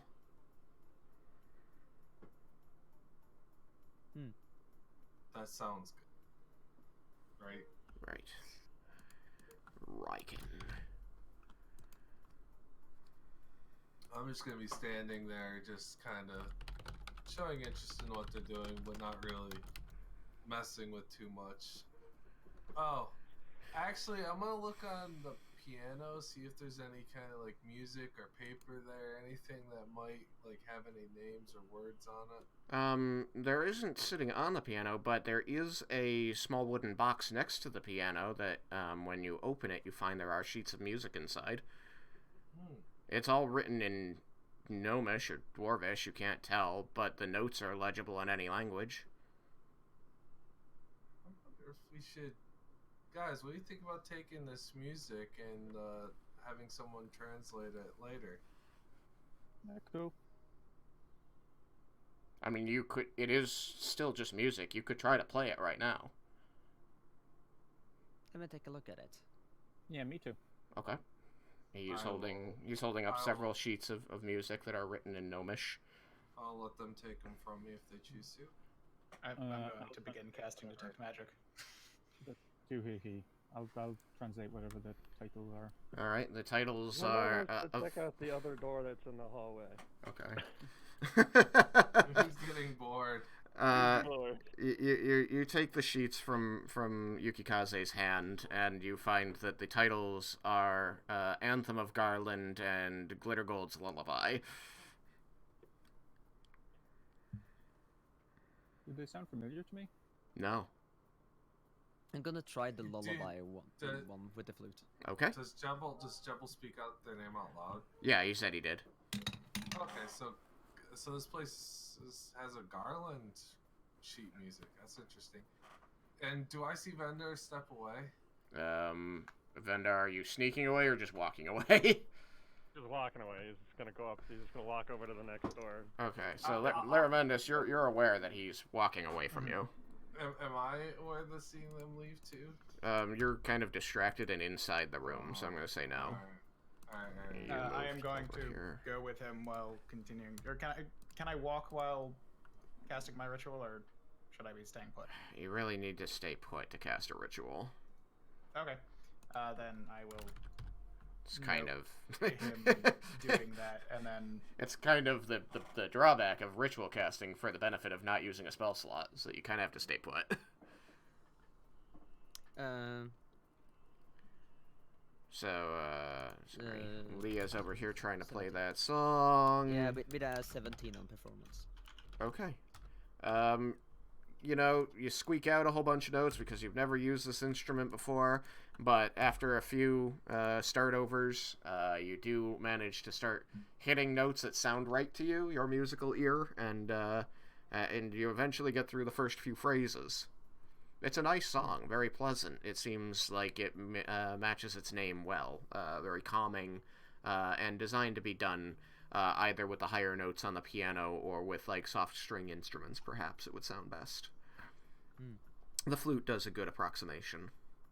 Are you doing anything with the music, Malachi? I'm interested because it's a cultural thing, which would be nice to know of. I'll be interested in taking it with us. Okay, you're not gonna try to play it on the piano or anything? I don't really have piano skills. I can play things on a flute. They're not that different. No. Yeah, as long as you know piano. where the notes are, you can pretty much figure it out. I'm gonna feel that we're gonna probably want to keep moving, so I'm gonna just want to take them with us. Okay. Guys, strange question, but this is a lullaby. Do you think maybe we can make the eye fall asleep? Yeah. I doubt it, but weirder things have happened. Hold on, are you in the room? I mean, I'm like outside the room. Okay. He just fills in when Vendar leaves. I am here now. the fuck? I'm naturally stealthy. I'm a halfling. It's a thing. You're underfoot. So, Jebel, what did you take an instrument? Are you playing music? What's going on here? I was asking what other instruments there are, like smaller ones. Things that are like lutes, only they seem to have an extra piece with them, a long shaft of wood with strings on it. Is there a tambourine? I heard a long shaft of wood with strings, and then that's where it stopped. Yes, a long shaft of wood with strings on it. It seems to accompany the strange lute, which is smaller than normal, and only possesses 4 strings. No, wait, do they possess 6? 6 strings. So I guess it's quite normal in that respect. I'm gonna look toward the door and be like, "Hey guys, I say if you wish to take someone, take something, and we get going." I'm gonna try that strange loop you were talking about. Okay, I mean you can pick it up. It doesn't sit across your chest naturally like a lute normally does. It's just too small for some reason, and it has a weird formed shape at the bottom of it that just kind of pokes you in the stomach if you try to hold it in a normal position. And you still don't know what this stick with string on it's all about, although yeah, you have no idea. I'm gonna hold on to it. Okay. But you can pluck it. It sounds really high pitch. Like, you can't even find lower pitches on it. It seems to be tuned strangely high for a lute. When I look up lutes, it seems to be usually made in 6 and 16 strings. Even some that's like 7 and 8. But there's a lot that's like 16. Alright, well, this thing has 6 strings, and it was set on the wall with another object, which appears to be a long wooden shaft that has a bunch of strings attached from one end to the other, set at a distance off of the shaft.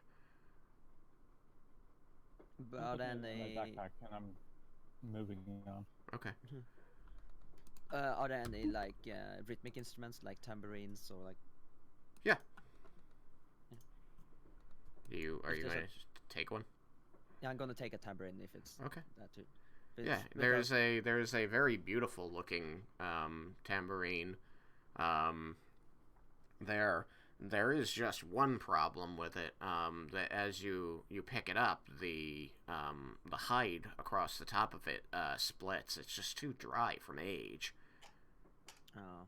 The jingle jangles are fine though, and you think that you could replace the hide in town. Yeah, there's also many types of tambourines that don't have hides, but the hides help with getting like kind of like a tum Yeah. sound when you. So slam it. without that, you would still get the jangling from the the castanet, the cymbal portions of it. You just don't have a tum until you replace the hide. That's fine. I can do that. It's always nice to have a tambourine for when you're telling stories. It's good to have a rhythmic instrument to go with it. Sure, you take that. Yuki guys, are you taking anything besides the music pieces? Yeah, I'll just take, because Leah has the flute, I'll just take the music. Okay. There's 2 other flutes though that is wooden. Alright, so, I wasn't Vendar. impressed by him. Vendar, you move Who's up to taking the door. piano? Can I fit the piano in the bag of holding? Like a it thing wouldn't just fit like- through the opening is the problem. But, It would I mean, Yeah. it does gotta- look... It does look grand and amazing, and... I mean, what you do is you cast a teleportation circle like right next to it and just push it Wait, and surprise the hell out of someone. I thought the bag of holding did have a weight limit, though. The bag of holding has a weight and a size limit, but the problem is it has a hidden size limit, which is you can only fit items inside it that fit through the opening. Yeah, okay. Yeah, but it's I would assume that it's kind of stretchy. Yeah, but not that stretchy. Yes, Because that's- we You did think man you we should did have a manage to grand get piano in there? yeah we did manage to get dragon heads into it, Yes. It's and it is a Sure, satchel baby size. dragon so- head. it's a satchel size. It is small. It is kind of stretchy.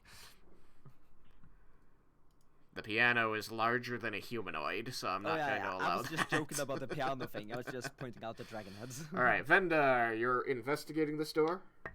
Yeah, I got a 20. Okay. You look over this door. There doesn't appear to be anything strange about it. It seems to work like the other thing. Your perception, however, allows you to hear footsteps on the other side. Ooh, then I won't just open it. As you complete your investigation, as you are checking very carefully for traps and the like, the rest of the group seems to complete their looting and come over. Ha! I just realized that's a joke. Looting. Good one. Thank you.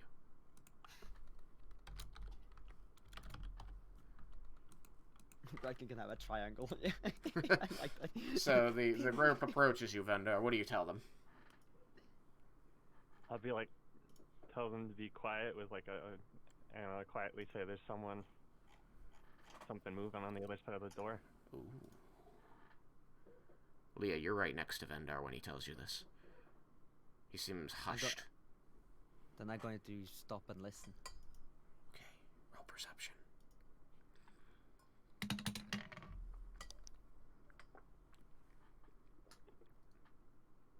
And remember, if you roll lower than your passive, just tell me your passive. I didn't. I rolled high. I rolled an 18. Okay. Yes, you hear dragging footsteps on the other side. They seem very close to the door.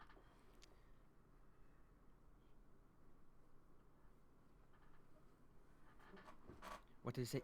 Dragon footsteps? Dragging. Okay. Like a shuffle. Okay. Ooh.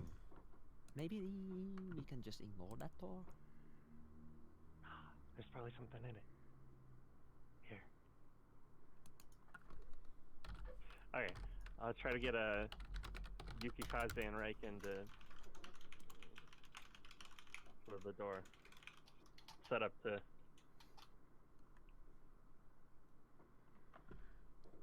You're going to set up on the door, you said? Yeah, if everybody else is willing to. Okay, so are you, like, moving to this square, then? Or are you staying right in front of it? Provided the door is unlocked. It seems to be, yes.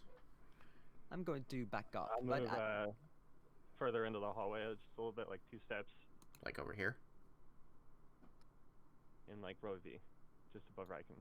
Just above Raiken. Yep, okay. I'm going to move 3 squares straight forward. To the left. You're gonna go straight into the room, or you're gonna move to this square here? Like forward as in further into the hall. North. Okay, north. There. Yeah. Let's call it north. Let's go with north, east, south, and west for simplicity for me. I will ask, since you had me moved, my detect magic had finished. Was there any magic in the music room? Ah, right. No. Okay. And this door, not triggering magic, or is? Is not. Okay. Do I take the presence of magic through the door? I can't remember what size wood is the limit for detect magic. You do not detect anything through the door. Okay.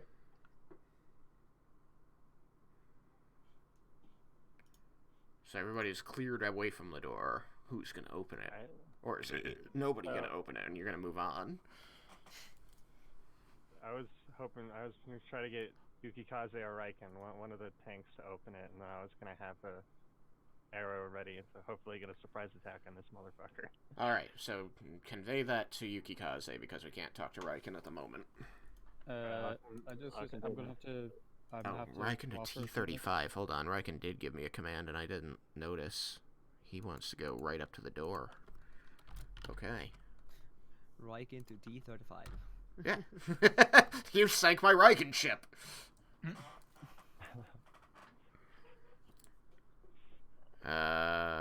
Yukikaze, what are you gonna do when Vendar suggests that the big guys open the door and you know you're a big guy? I will move to the edge of the door, so probably... What, here? T17? Yeah. 37. 37, so it gives them, like, space to shoot through, but I can, like, easily maneuver around that spot. Okay, so Vendar, given that, which is decent tactically. Would you like to move to the square below you? Sure.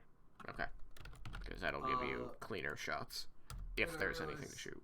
He's drawing his weapon and stuff. I'll draw one of my swords. Okay, you draw one sword. We're going to... I'll give Raiken a moment to answer, but I'm going to assume he's drawing a weapon. We'll see I'm drawing my wand. Okay. Raiken's typing. It's exciting. I don't know what he's going to say. So like, nah, I'm just whipping my dick out. Okay. Raiken draws his axe. Raiken draws his axe. Alright. So... is everybody happy with this layout, or would they like to move their squares at all? Because it seems like the plan is to open this door and see what's on the other side. Yeah, I'm good where I am. Okay. Cyrus? Jebel? Yeah, unmute Jebel. Are you good with where you are? Did they both leave? Did I lose both Cyrus and Jebel at the same moment? Okay, we're opening this door. Dun, dun, dun. I will ask. Is anybody preparing an action for when this door opens?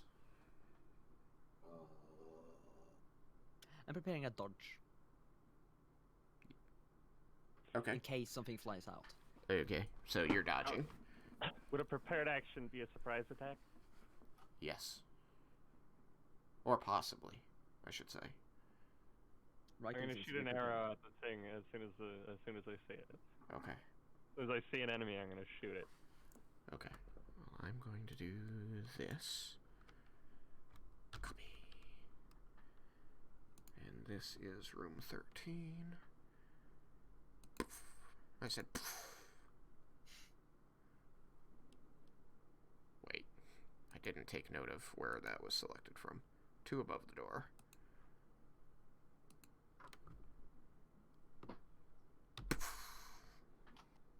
I'm going to remove 215. I did.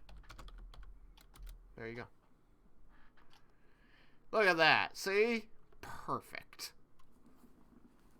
Recreated the layout. Alright.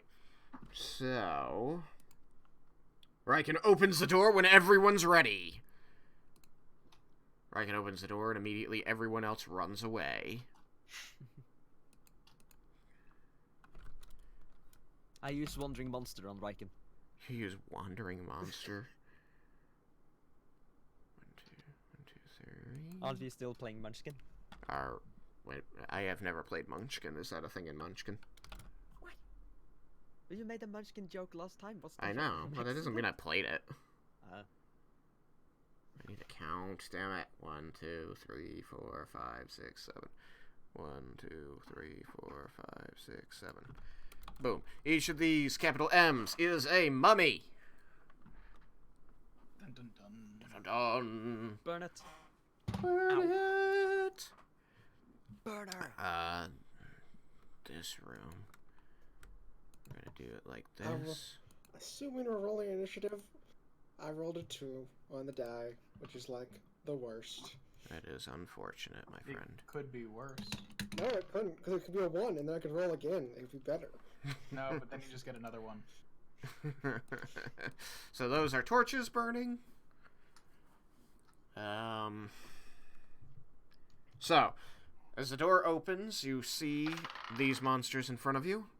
They are recognizably zombies like before. 2 of them appear to be dead dragonborn. One of them looking quite fresh. One of them appears to be a tabaxi. And one of them... yeah. Appears to be human.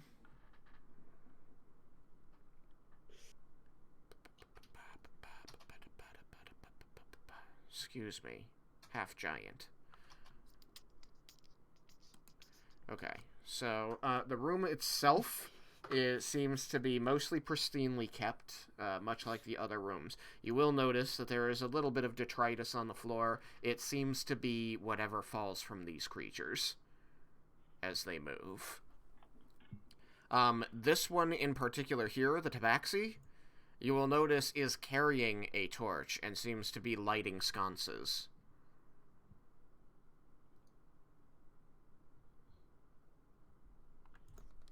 Other than that, this room seems completely empty. The most impressive thing about this room is that in this area here, there is an ornate chandelier hanging from a 30-foot ceiling. Oh, dang. I wonder So if I wait. can make that tall. So I bet I can. So the zombies are taking care of this place? Weird, right? That is What very else will be weird. doing it? Whatever's doing it is using these zombies as like manservants. Yeah, fuck All it. right. We've been over this. So, initiatives. What do we got? I'm doubling up that rep. Remember when Raiken rolled high? Yeah, I remember that one time Raiken rolled high and the day was almost his. I don't remember this. Must have been before I started. Oh, you guys, I got a natural 20! Okay, so I'm just gonna ask for these as I modify this message. Edit. Lara Mendes. 19. 19. Vendar. 15. 15. Cyrus. 5.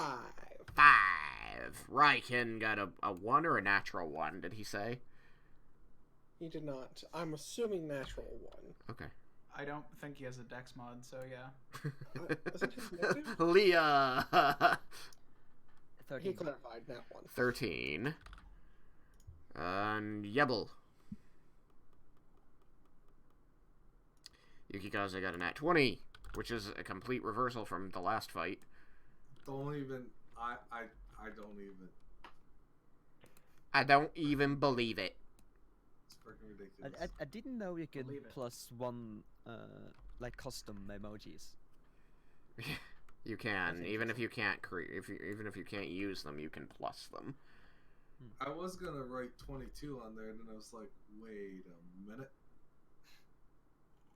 22, natural. Wait. I can use that emoji in Twitch as well. Alright. Oh, trust me, when it matters, I'm gonna roll shit. That was a That's how it D12. I should not be rolling a D12 when I need a D20. I mean, I'm not gonna stop you. And that's You're on the other side of exactly the the internet. problem. You see what's gonna happen. Oh is- my god! Look, the emoji I posted in Twitch, it fits perfectly into one square on. My Excel. goodness. Okay, hey, between Cyrus and Jebel, wait, I still don't know what Jebel rolled. Can somebody read it? I think he entered it, right? He didn't roll. He's still BRB. Really? So he got an Okay. extra natural 1, I'm- so he goes last. I'm rolling for him. He got a 6. Dang. I think his dex is +2 or 3, but I'm not sure. I'm rolling it without Dex. He still got higher than you, though, Yeah. which is hilarious. I mean, I rolled a 2. It's literally the worst thing I can roll. And now, Almost. suffer the consequences. Okay, so, as I've said before, if you open up the pin, you'll be able to see the initiative order. The initiative is Yukikaze, Lara Mendes, Vendar, Leah, Mummies, Jebel, Cyrus, and then Raiken. At least they're excited about it. They're always excited to be doing a good job. I should hope so. I mean, like, again, doing the Lord's work. Sorry, Raiken, I can't roll d6s for their initiative. Well, he could roll, like, 5 of them and then add them together. That might be so much worse, because it would be a minimum of 5. Yeah. That would There- suck for I didn't me. say this was a good idea for Raiken. I'm just making a suggestion. Plus, it would be out of 30 instead of out of 20. Yeah. Again, not a good idea. But you could. Again, Stop I suggesting just thought- things. Okay. Derek, Hmm. that torch you posted in Twitch, it looks like Little Helper from Donald Duck. I mean, it's not a torch, it's a lighter, but yeah. So, Sure. Yukikaze, you are Actually, a bullet. flipping first. Hang on. You didn't declare. The only person who declared an actual actionable action was Vendar. So, Vendar, you may target any one of. Actually, you may target any one of them. Yeah. Your square was really well. positioned. Which way did the door open? Push in. On which Oh, side was the hinge? Over here.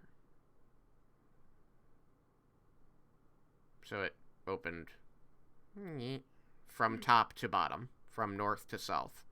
Okay. Initiative. The hinge was on the south Are side. they? Your initiative is 6, Jebel, because you were gone somewhere and I couldn't get in touch with you for a long time. So your initiative is 6. You're going before Cyrus and before Raiken, but after everybody else. So Vendar is taking his prepared action. So do they have armor? 2 of them do, yes. The 2 Dragonborn seem to have scraps of what looks like chain armor. On the fresher-looking Dragonborn, this one, you do see some familiar colors. I'll shoot that one. You... You do recognize one of the 2 chosen colors of one of the clans that you were just spending a lot of time with. A recent. Yes, it looks more recent. You can't really tell how long it's been dead, but it couldn't have been more than maybe a month. Before the mummification? Yeah, well... Because that sort of, like, makes it difficult to tell. I'm using mummies in a loose sense. Okay. It's the The stats of the mummy, but, like, some kind of desiccated corpse? It's a desiccated corpse. It's not somebody who's taking time to embalm these things. I got a 22 to hit. That's painful. A 22 to hit. It would help if I had my encounters document open so that I could record that. I will do that. I was like, where the fuck did that folder come from? And I'm like, oh wait, I created that folder 2 weeks ago. I remember that now. Campaigns. You guys. Sorry, in my folders, you guys are still the RT noobs. Even though you're the RT journeyman online. I'm proud of you guys. Even if I don't show it. Especially if I don't show it. Let's see, language lessons. Okay, so here we go. I have Mummy Dragonborn 1. Mummy Dragonborn 2. Mummy Tabaxi. Mummy Half-Giant. Goliath. I'll never learn to use the term Goliath. They'll always be half-giants to me. The AC on this Dragonborn.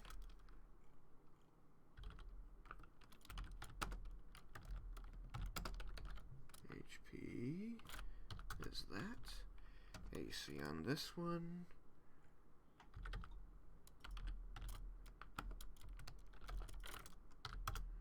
You see the Tabaxi is wearing, you see scraps of leather armor. There isn't a lot left. So you can guess that their AC isn't terribly high. Unless they're a particularly dexterous dead.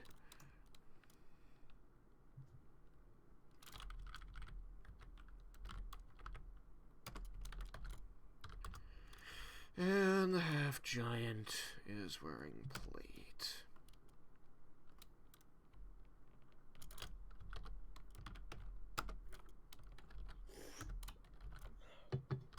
And we'll do that. Okay, that's all set up. So, you are targeting this guy, you said? Because he's the freshest? Yeah. Okay. You will... need to do this for myself. Anyone know what happened to Guaco? Disappeared? Apparently. Oh. That's frustrating.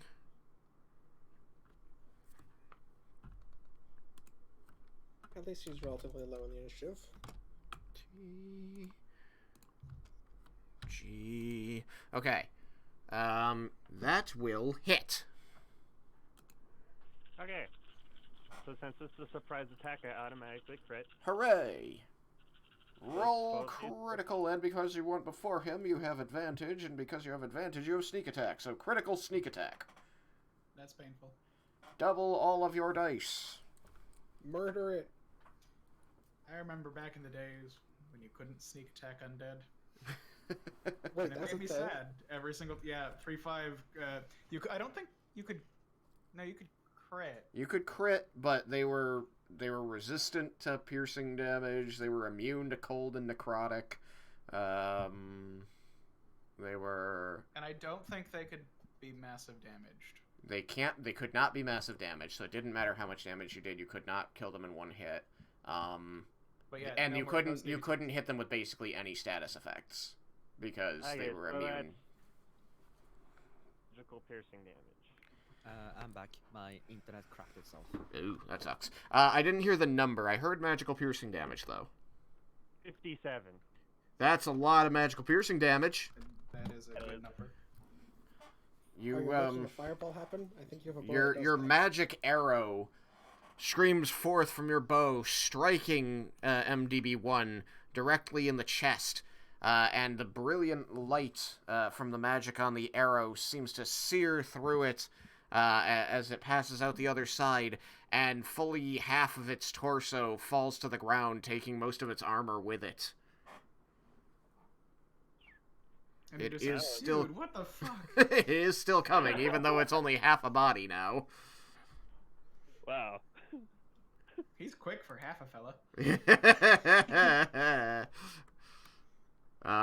So that will effectively lower his AC because you destroyed his armor.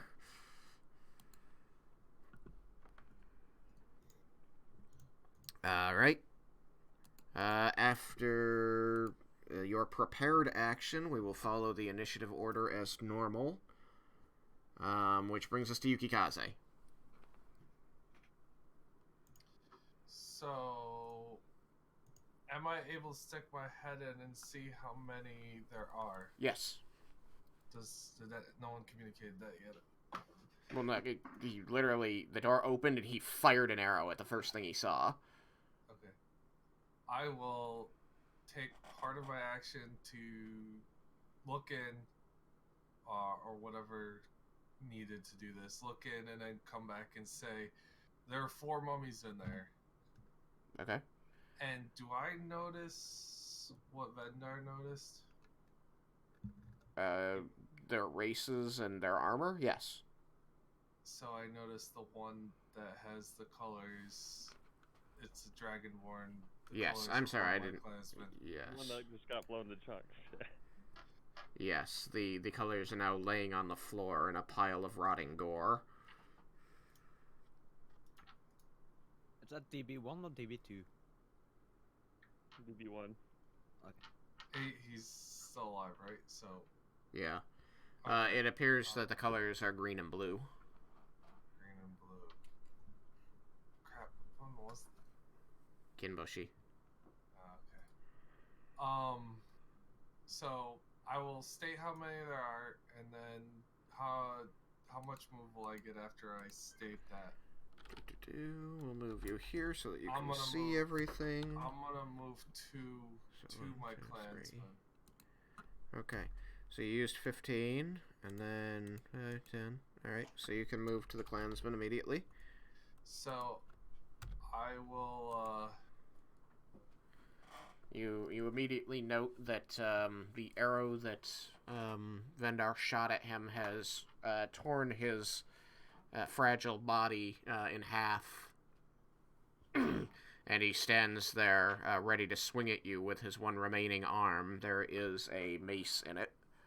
Okay. So everyone got that I did state there are 4 mummies in here as I went in. Yes. And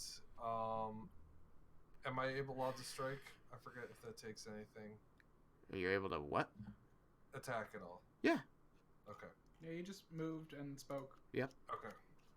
seeing is part of you always get to see unless there's something stopping you from seeing, but this is a well-lit area. As you can see, there is this very kind zombie going around lighting all the torches. I know. We gotta leave this one alone. So I'm going to... I only have Oh. one sword drawn, so I'm just gonna do 2 attacks. Damn it. Mr. Bot, we need music. Fight music. You should be able to draw your other weapon as part of your movement action. If you would have preferred to have 2 weapons out. But I always forget all the little details I can do. If I can do that, I will. because you already had your one weapon out, so, and actually I think you have the dual wielder thing, Yeah. right? So that Yeah. you can draw 2 weapons in your single movement action, I think. Yes. Alright. Dual wielder So, lets yeah, you you're draw. probably- It lets you draw both weapons and sheath both weapons with the same action. Other people can only do one. Alright, so I will do so as I progress toward him.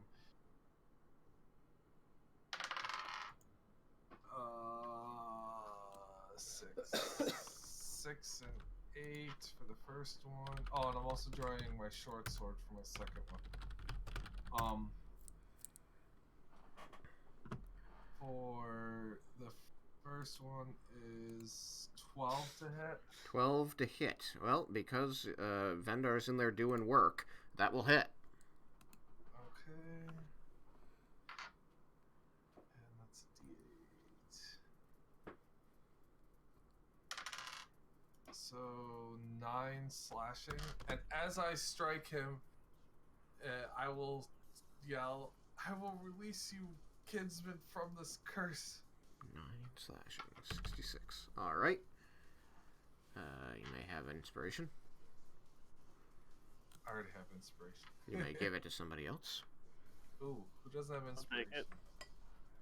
Since you struck him to begin with and you helped me release him from this, you get it. Okay. I got dibs on the next one. What's your next to hit? It's gonna be May. 21. That'll hit. And that is 10 slashing. Alright. You cleave through him and destroy him. The body falls apart and to the ground, rasping out a last breath. The mace falls from his dead hand and clangs against the stone, leaving a divot. Rest well, brother. You still have your bonus action and 5 feet of movement.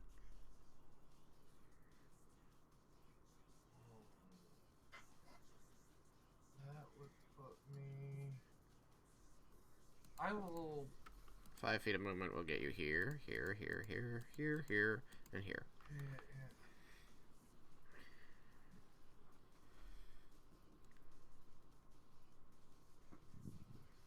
I will move 5 feet south Okay. and be facing one that's up against the wall. Okay. You don't have to tell me where you're facing. There is no facing in D&D. Yeah, I remember. But I still want to stake them. Okay. And that will end my turn. Okay. After Raiken, after Yukikaze, it is Tuesday. I Laramentis. think it's me, yeah. So I am going to move in front of Vendar. You will move. Or in- to the west of Vendar, sorry. Yep. I got what you meant and- that time, but yes, thank you. I am going to attack the Tabaxi mummy with Ray of Frost. Okay. I will remind you what you learned in the last session. Yep. Okay. I'm aiming for the speed reduction Got you. for a 26. That will hit. Sweet.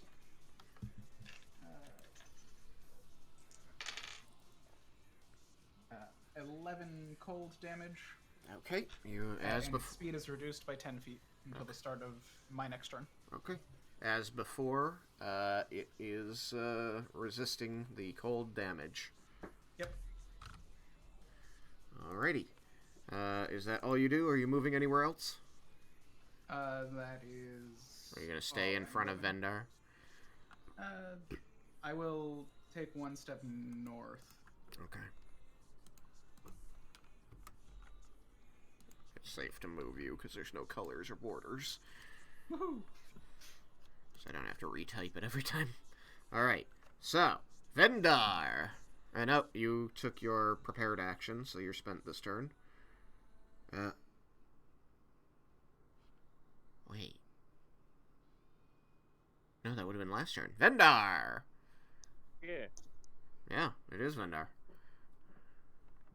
Alright, so, can I go up to by the door and hide? Like Hereish by Cyrus? I'd be able to roll hide from the... As long as you break line of sight, you can roll hide. Roll Alright. hide. Then yeah. Okay. You move there, and you may roll hide.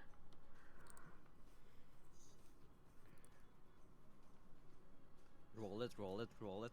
26. Okay. Who are you going to attack? Let's attack the Goliath. Alright.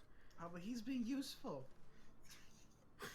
The Actually, they're being useful. I don't remember. if a gender was stated. So, you may attack with advantage. Wasn't the Tabaxi the one with the torch? The Vaxi has the torch. Oh, the Tabaxi is... Never mind. You can shoot the Goliath. Oh, I was attacking the one being useful. She turns, torch in hand, and looks questioningly at you. The torch sputters as the ray of frost goes through it, and I'm like, no! And it just looks at the torch for a moment. So I got a 23 to hit. That'll hit.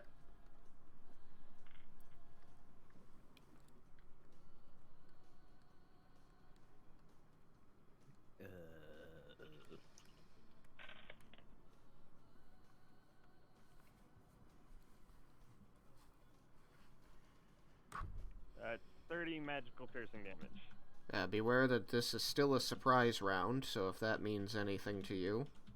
Oh, it is? Yep. Surprise? Surprise. Oh, Surprise! another 6 die. Okay.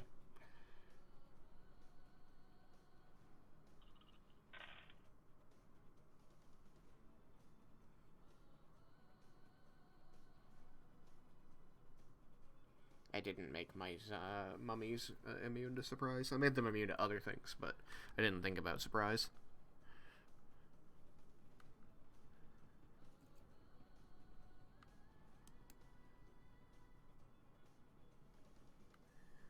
So 8 what? magical piercing damage then. 78, you said? This is 58. Oh, is it 58? Type a number. 8. Yeah, I'm only picking up the 8. You're gonna have to type it. Okay. Cool. And that is the Goliath, the half-giant. Again, you send a blast, or rather, you send this arrow screaming across the room, and a seemingly necessary chunk of this creature's head goes flying.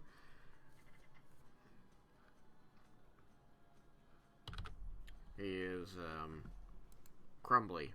For all intents and purposes, bloody. Alright. After Vahendar is Leah. Yay! It's Leah. Yep, the only one you're capable of seeing. Dragonborn 2. I think you're capable of seeing that, yeah.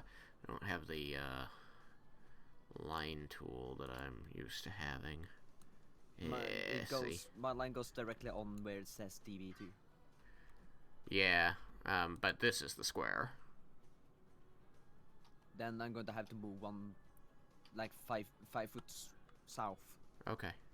Then we will move you 5 foot south. Bam. And now I have line of sight, even through Raiken? Yes, but because of Raiken, he is going to have cover, which, means that they get +2 AC. And actually, well, that's fine.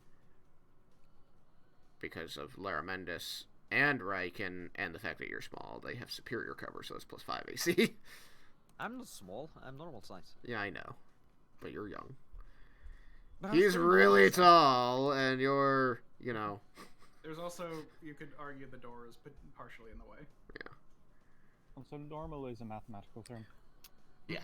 I'm just saying that mechanically, because of, this, that, you can't draw any good lines here. They have superior cover, or 3/4 cover. Can I move You can move directly farther. south over Laramendus?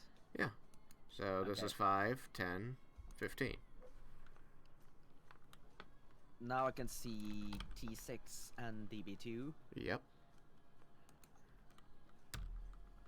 Then I'm going to use Eldritch Blasts. Eldritch Blasts. Okay, do it. On DB2. DB2. Okay. First blasts. Oh. I need to remember. Yeah, I remember directly. First blast is 11. An 11. That will miss. I assume so. Let's see, how many blasts do I have again? I keep Their forgetting AC that. is just too good. The chain armor seems to absorb it. Yeah, I mean, it was a shit roll in it. Studded leather armor, I guess. Two beams. Yeah, so second. It's an 18. An 18. You'll hit. Woo. Don't you usually get 3 beams, or am I crazy? No, it's 2. Okay. You're thinking of Sunday campaign. I got 3 beams, but I was awesome. You get 3 beams at level 11. I was 15th level. Exactly. That will also do it. I was also a paladin and So not a warlock. here's my stunning 6 points of force damage. Alright, 6 points of force damage. Would have been 10, but Zephyr had to take that away from me. Oh, don't bitch at me. Alright, so are you doing anything else with your turn? Nope. Okay. No. Surprise round. Jubble! Yes. Your turn. I am going to burst into the room. Burst into the attack room! the nearest mummy. And as I am running at them, I am going to turn into a tiger. Pounce. I can move. I just imagine tiny little Jubble going, ah! Turning into a tiger and jumping Just the a little fucker.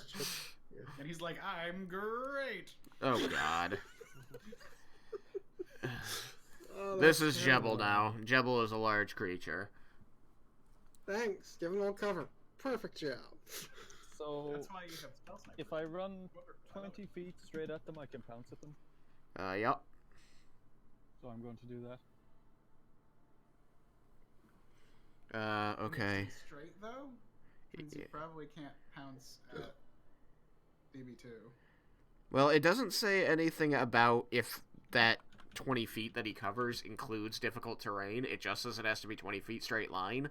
So I do believe that he could move here behind Leah, take the difficult terrain as he squeeze all of you as he transforms into a tiger out here, and then move up there.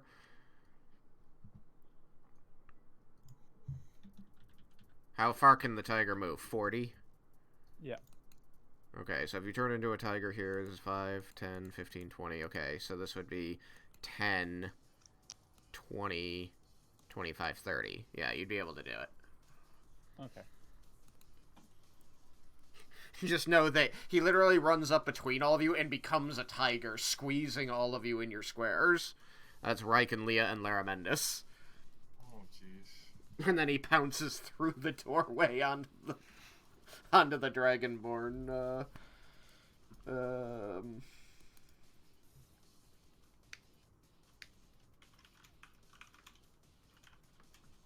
Is that my voice? I was typing that.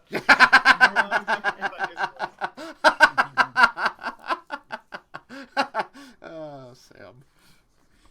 Oh wait, that should probably be in Snark backtext. I imagine that you are an exact facsimile of Kubriel because she's the only tiger you've seen, right? Probably. Okay.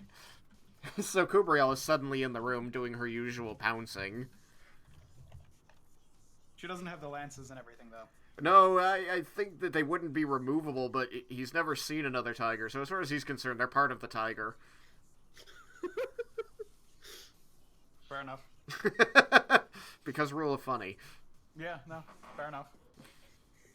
As long as Raiken tries to grab one to throw it. Let go. Oh, I don't think that worked. That's a 7 to hit. Well, you pounced, right? So it has to make a strength check, a strength save. It's in this song. It sounds like he's singing the Arkansas. Yeah, but it's the claw attack first, but then they have to make the DC. I don't know if they.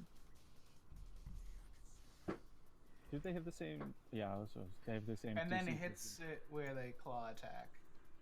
Yeah, if it gets knocked wrong. So it doesn't need to make the check because I wasn't hit. Is my reading of that. Oh, okay. He missed. What did you roll? 7. Yeah. No, that's not gonna hit. Okay, so it doesn't have to make the strength attack, so are you still gonna bite? That's something you get to do, right? I don't know that I get to do. Oh. No, it doesn't have multi-attack or anything. It doesn't have multi-attack? Then it wouldn't get to. I mean, all I can say is, know the shit you're turning into. Don't make me look all this shit up. No, I'm looking at it here, and I don't see multi-attack or anything like that. Most of the other creatures do have. They specify that you can attack. Handbook. The tiger was in the player's handbook, right? I seem to recall that it was one of those. That is the text block. Tiger. Pounce. If the tiger moves at least 20 feet straight forward, a creature right before hitting it with a claw attack, the target must succeed on a DC 13 strength saving throw or be knocked prone. Tiger can take a bonus action to make a bite attack against it. Okay, so it makes the claw attack. If the claw attack hits, then it makes the strength check. And then if you knock it prone, then you can make a bite attack. Or if it's already prone, you can make a bite attack. Yeah. Okay. So that's the special stipulation. Yes. Okay, then you miss, and then there's nothing else you can do. Nope.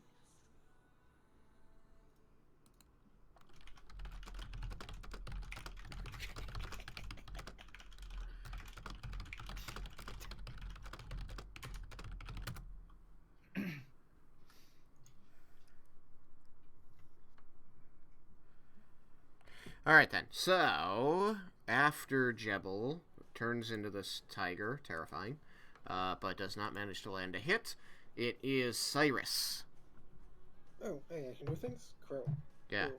It's still a surprise round. None of these mummies have really seemed to know the fuck is going on. Alright. Does that have any effects normally, or do I have to have like a feature that requires a surprise round? So There is no flat-footed AC. in a surprise round in this, it just means that everybody who's not surprised gets to act, and everybody who is surprised doesn't. If you have features that say you get extra shit against surprise things, you better know what that is. That's why. Okay. Oh, that's. I don't have any of those, so gonna fire a firebolt at the one you said was bloody. Okay, that is this guy over here.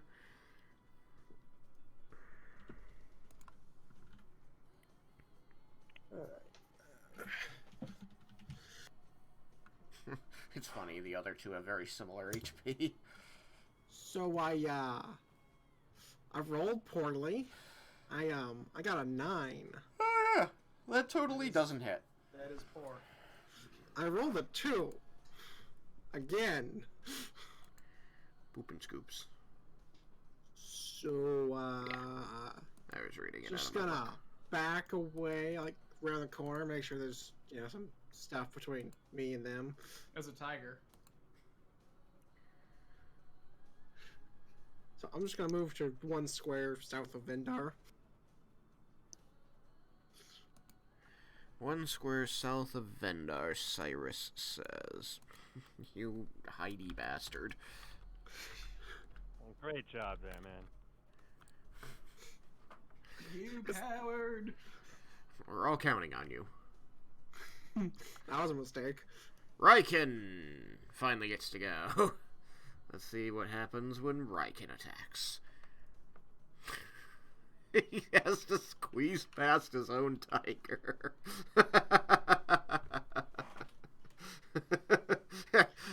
You look in the room, Raiken, and there's this facsimile of Kubriel there. You don't know how she got in the room. Now you know that Jebel became an exact copy of your tiger and jumped in. I don't know. He was looking in the room, I think. So as far as he knows, Kubriel just jumped right over him. Right through him, knocking him over. Yeah, that seems normal. I think it's Kubriel. Jebel's like, I thought they would blame the tiger for this. Wouldn't he be a male though? I mean, he just becomes whatever Can you tell the creature he difference? sees. Whatever creature he's seen. He's I mean, only seen a from- female tiger. Well, from behind you could tell if you look at the right spot. Sure. But he's only seen a female tiger. Hanging balls. I don't And know how roll of wild fun. shape work. And roll of fun, that's fair. Yeah. So, he's a female tiger.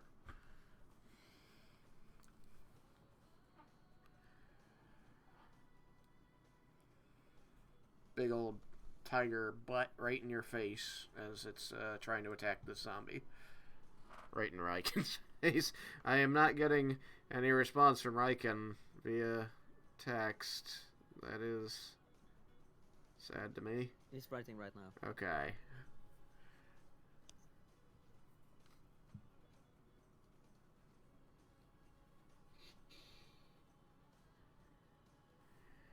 Raiken jumps on Kubriel. Okay. You may use half your movement to mount Kubriel. Is Kubriel willing? Yeah, that is the question for Jebel. Are you going to let him climb on top of you? It depends on if I notice that it's him or not. I mean, there was nobody that wasn't your ally in the hallway when you came in here, and it's definitely coming from behind you. It's like, hey, what the hell, bro? I won't try to buck him off, but I am going to, like, jump a bit out of surprise. Okay. We'll just have Raiken make a dexterity saving throw.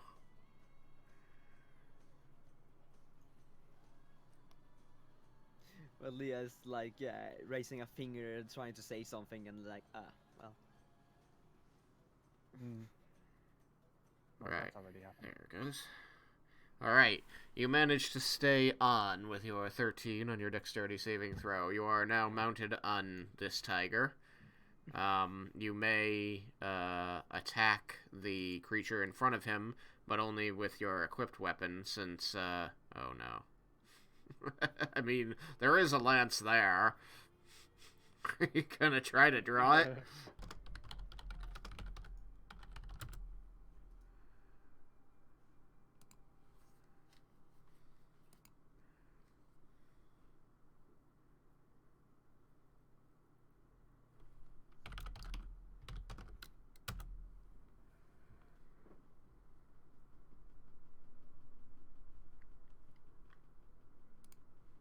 Six silver slashing damage.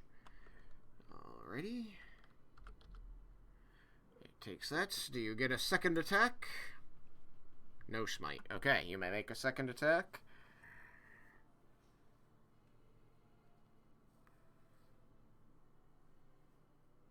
It's not bloody at this point.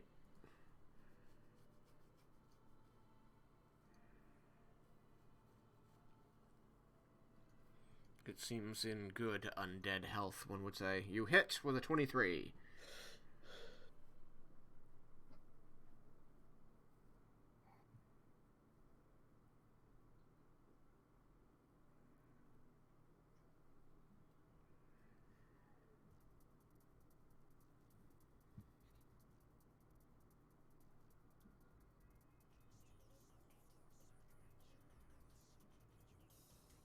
And you will smite this time. Please roll smite damage. What level are you smiting it at?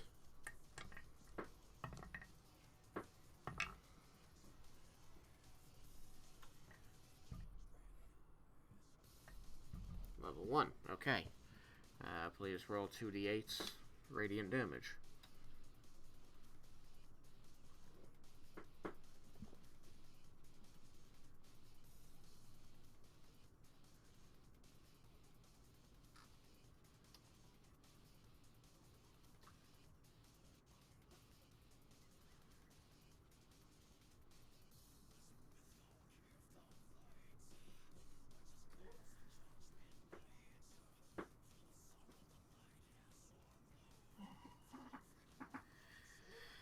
Let's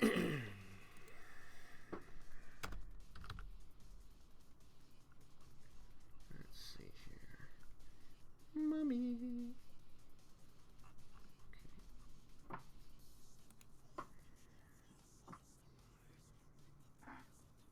These are considered undead. So, does that mean you get an extra d6 radiant damage? An extra d8. D8, sorry. Then yes, roll a third d8.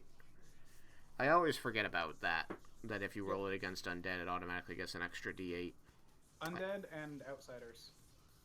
I've been rolling all of my smites in the Sunday game wrong. It might only be evil outsiders. We've only been fighting evil aberrations. What are you guys talking about? Smite. I thought it was just undead and fiends. It might be fiends. Oh. Yeah, I'm pretty sure it's fiends. not Well, outsiders. I've still been rolling it wrong against both undead and fiends, which have been in the game. I didn't know you hadn't been adding the extra d8. No, I've just been rolling the straight d8s for my level. It's easy to lose track of that extra d8 because I have improved Divine Smite, which gives me the automatic extra on every hit. 4 extra, so 10 total. And it only says undead and fiends, which is fine. So 10 total. As you strike it with your axe, and your axe bites into its armor, through its armor and into its dry, husky flesh, you will notice that the brilliant, radiant light of cord sears it extra crispy, and it is, in fact, weak to radiant damage, taking an extra 10 on top of that. It is now, as it were, bloodied.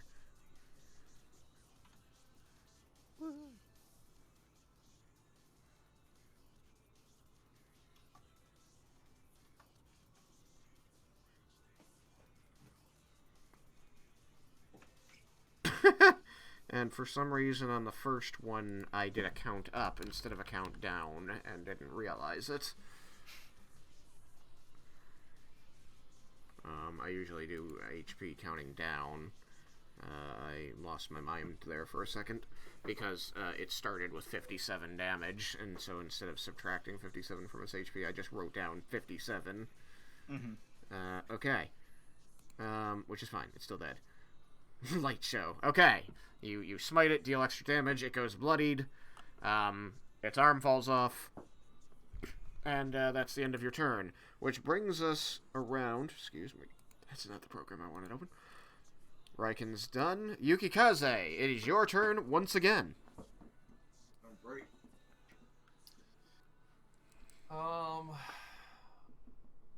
think they got that one under control there. So I will proceed to Tabaxi one. Okay. 5, 10, 15, 20, 25. You can make it directly up to her. And I will. Right before I start swinging, I'll say sorry, but what's dead must stay dead. Wow. I thought you served Bahamut, not the Raven Queen. Deep. Alright, make your attacks.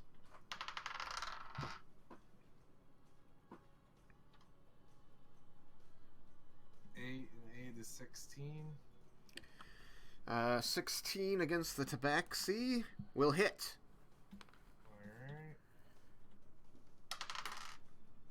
Alright. 6 slashing. 6 slashing damage. Alright. That is.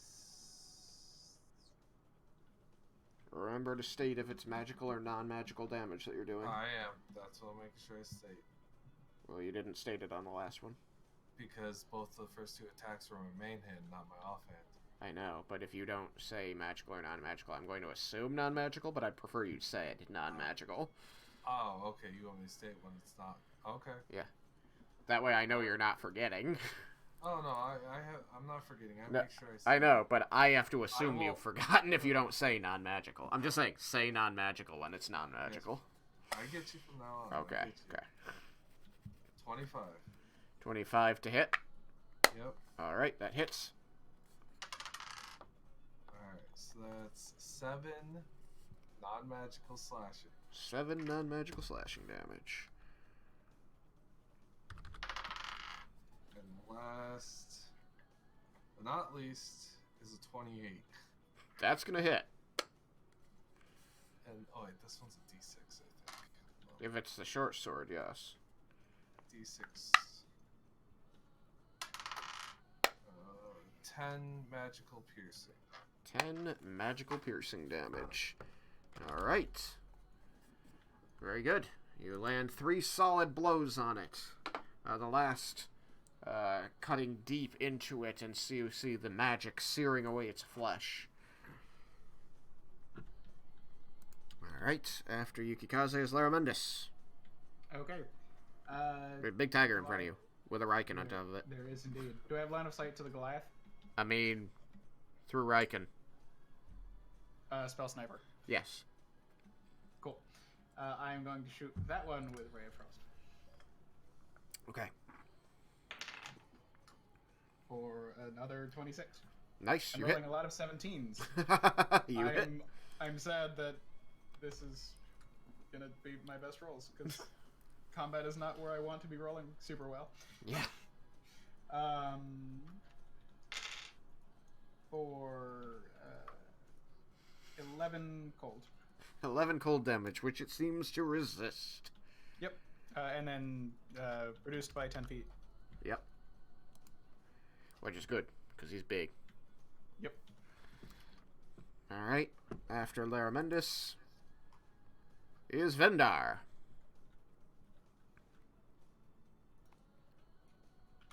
Is Vendar. I was muted. I'm gonna roll hide. Okay, you may roll hide. It's 21 to hide. Alright. Who are you I'm gonna attacking? shoot at the Goliath. Alright, you may roll with advantage.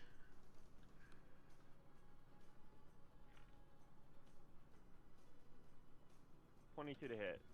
You'll hit.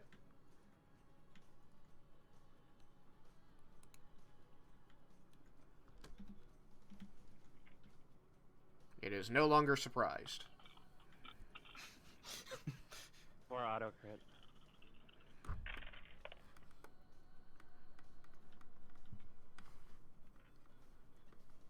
Maybe it's just like a little slow on the uptake. It's still surprised, even after it's been hit with 3 attacks. Yeah. They were surprising. That's 28 magical piercing damage. 28 magical piercing damage.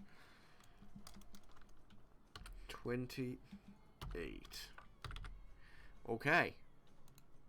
Your arrow tears through it, and you see that the magic from it burns away its flesh and strikes its spine, and it falls in half, and then the legs fall to the ground after the torso hits the floor. It is defeated. Huzzah. I didn't even need to slow that one. Nope. Well, I mean, it wouldn't have mattered anyways, because it would have worn off by this round anyways, right? It's until the beginning of my next turn, so it would have been able to go. Mm-hmm. So, after Vendar is Leah. Yay! I get a turn. Yep. There's 2 left in here. 2 left, huh? Yep. The one I was shooting at is still there, but now I no longer have line of sight. I mean, your line of sight to both of them is pretty well blocked by Tiger. Can I walk past Tiger? You can squeeze your way past it. Okay, and I'm going to want to be like at Achievement Hunter 15. Okay, so that is 5, 10, 20, 25, 30. Yep, you can make it. Alright, you are now next to a dead dragonborn body. It's kind of gooey and fresh. Wait, I can deal with that grossness later. I'm going to keep firing at Dragonborn too. With Eldritch Blast. Honestly, it's not terribly gooey because it was so dried out by the desert. That's fair. Ugh. That's 12. 12 to hit the, this guy, the Dragonborn, you said? Yeah. Let's see here. That Dragonborn has AC that is higher than that, so you miss. Second blast. Yes, ridiculous. Let's see. What would that be? 25. You hit. I said it was ridiculous. And a whooping 7 damage. 7 force damage. 7 force damage. Wabam! Alright, it's still standing. Well then. Well, Yeah. that is my turn. Okay. Good turn. You fire off a couple of missiles of force. One goes wide, and the other strikes it, dealing a bit of damage. Now it is the mummy's turn, finally! This one is going to attack with its clawed dragonborn hand. And... oh. Jibble or Raiken? Good question. It doesn't like making decisions. It's instead going to do sand attack. That's fair. Which is going to hit this area. So Jebel and Raiken must make a dexterity saving throw.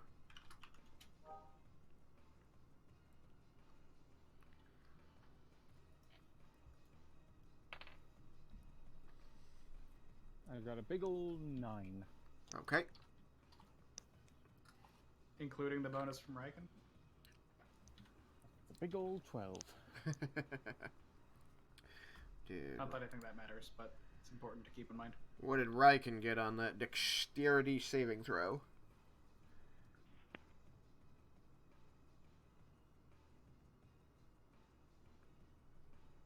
Alright, here we go.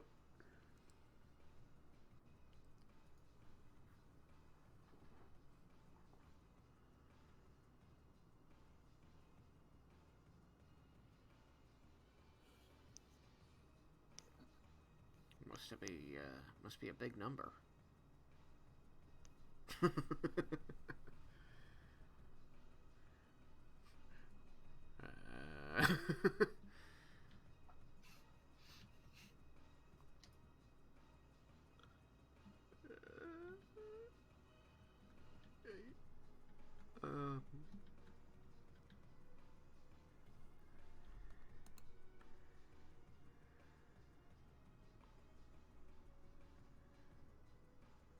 I mean, you are mounted, so yes. This one doesn't do damage, though. No, it doesn't. Valiant effort, but...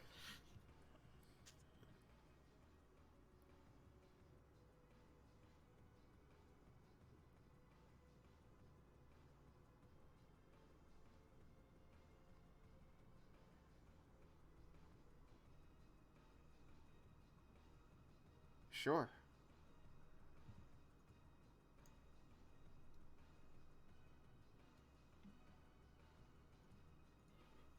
I just want to know a number.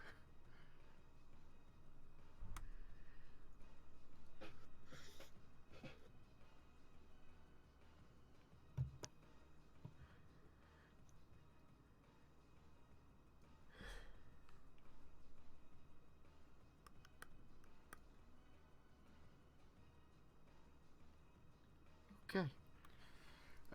Raiken succeeds. Jebel fails. Jebel, you have disadvantage on attacks for the next 2 rounds. Woohoo. Yes.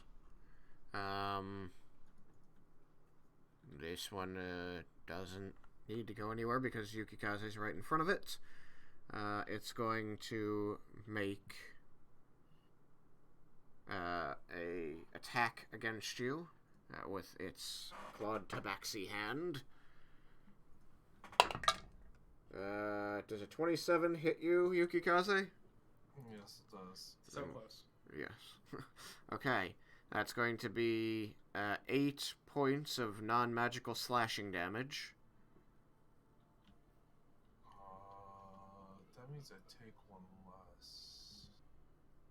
Okay. So 7 points of non-magical slashing damage.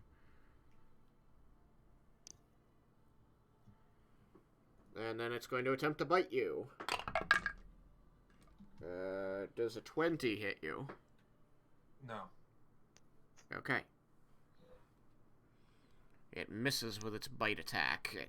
It takes a bite at your exposed throat at the top of your armor, and it just can't get in there. Oh crap. I believe that's both of my remaining mummies.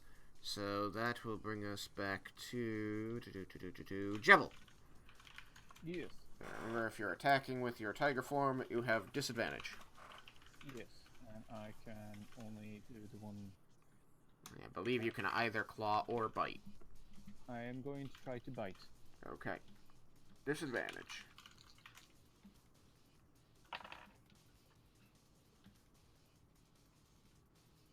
Uh, 17. A 17 with disadvantage? Nice. Yeah. Otherwise it would be a 21. A 17 will hit this guy.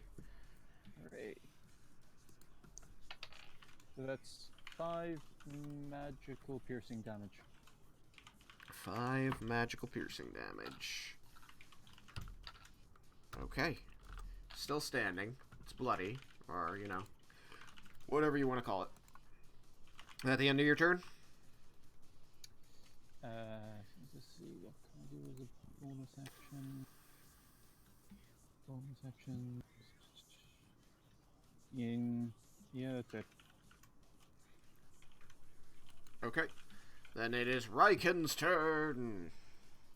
You are still mounted on top of Jebel. You are still adjacent to the target. Why is it Raiken's turn? Should it not be? I mean, I go before Raiken. Then it's Cyrus's turn. So I'd like to move north, try and get a line of sight on one of the mummies and fire at it. Okay. You move 10 feet, and you have line of sight to, well, you know, blocked line of sight to both of them. So, like, fully blocked to where I can't even attempt it, or they just have good cover? They have both a very good cover. Alright, well, I'll still try. Okay. Which one are you attacking? The one next to Yukikaze. Okay. Roll your attack. Alright.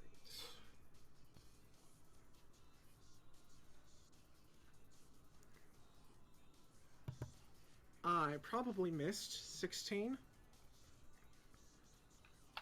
Yep, you miss. Alright.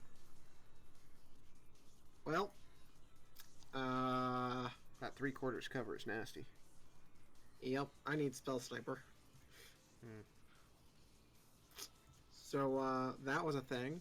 I will move closer to the back end of the tiger so I can hopefully move to a place where I can shoot something next time. I'm gonna be alive next time.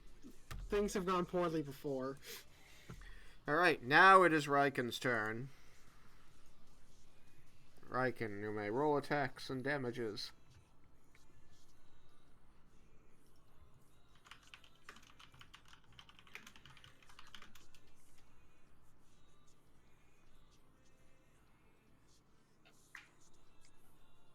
Oh, well, he damages.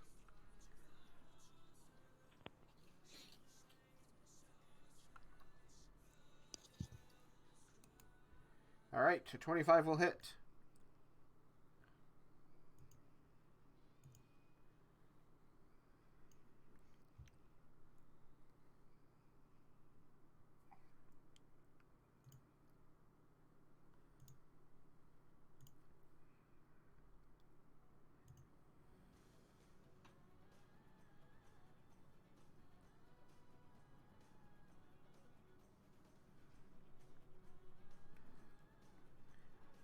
$11 silver non-magical slashing damage. Alright, Dragonborn 2. Alright, he is still standing. He's looking weak.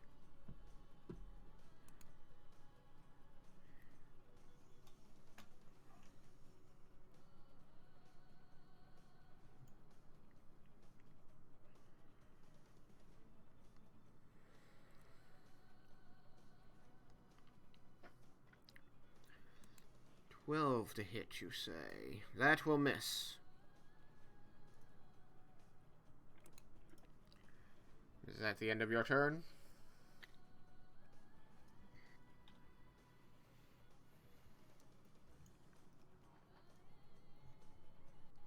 Okay.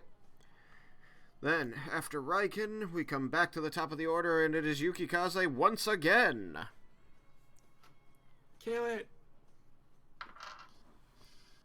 Bum, bum, bum. Alrighty.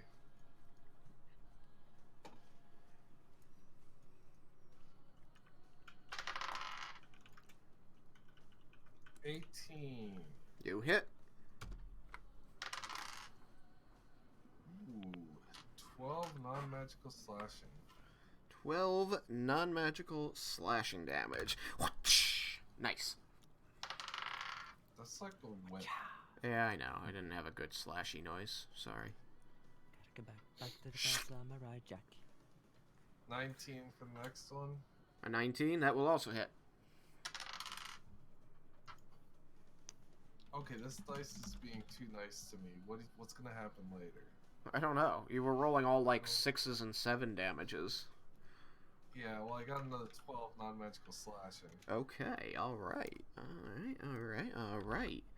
Suddenly things aren't looking so hot for this thing. It's bloody now.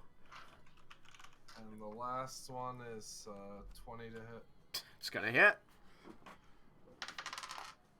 You rolled an 18, a 19, and a 20 to hit in succession. And then this is 3, 5 is 8. 8 to, piercing magical. 8 magical piercing damage. Alright. Not bad. It's still standing, but it's not long for this world. Alright. It is Laramunda's turn. I am going to Ray of Frost it, I guess. Alright. Don't It really spend being spell slots. which one? Yukikaze's. Okay. That poor thing, you already put out its torch. Now you're just murdering it. Oh, I forgot I put out the torch. That is a considerably worse roll than I've been rolling. That is a 17. You got a spell sniper, you said? Yes. That'll hit. Sweet.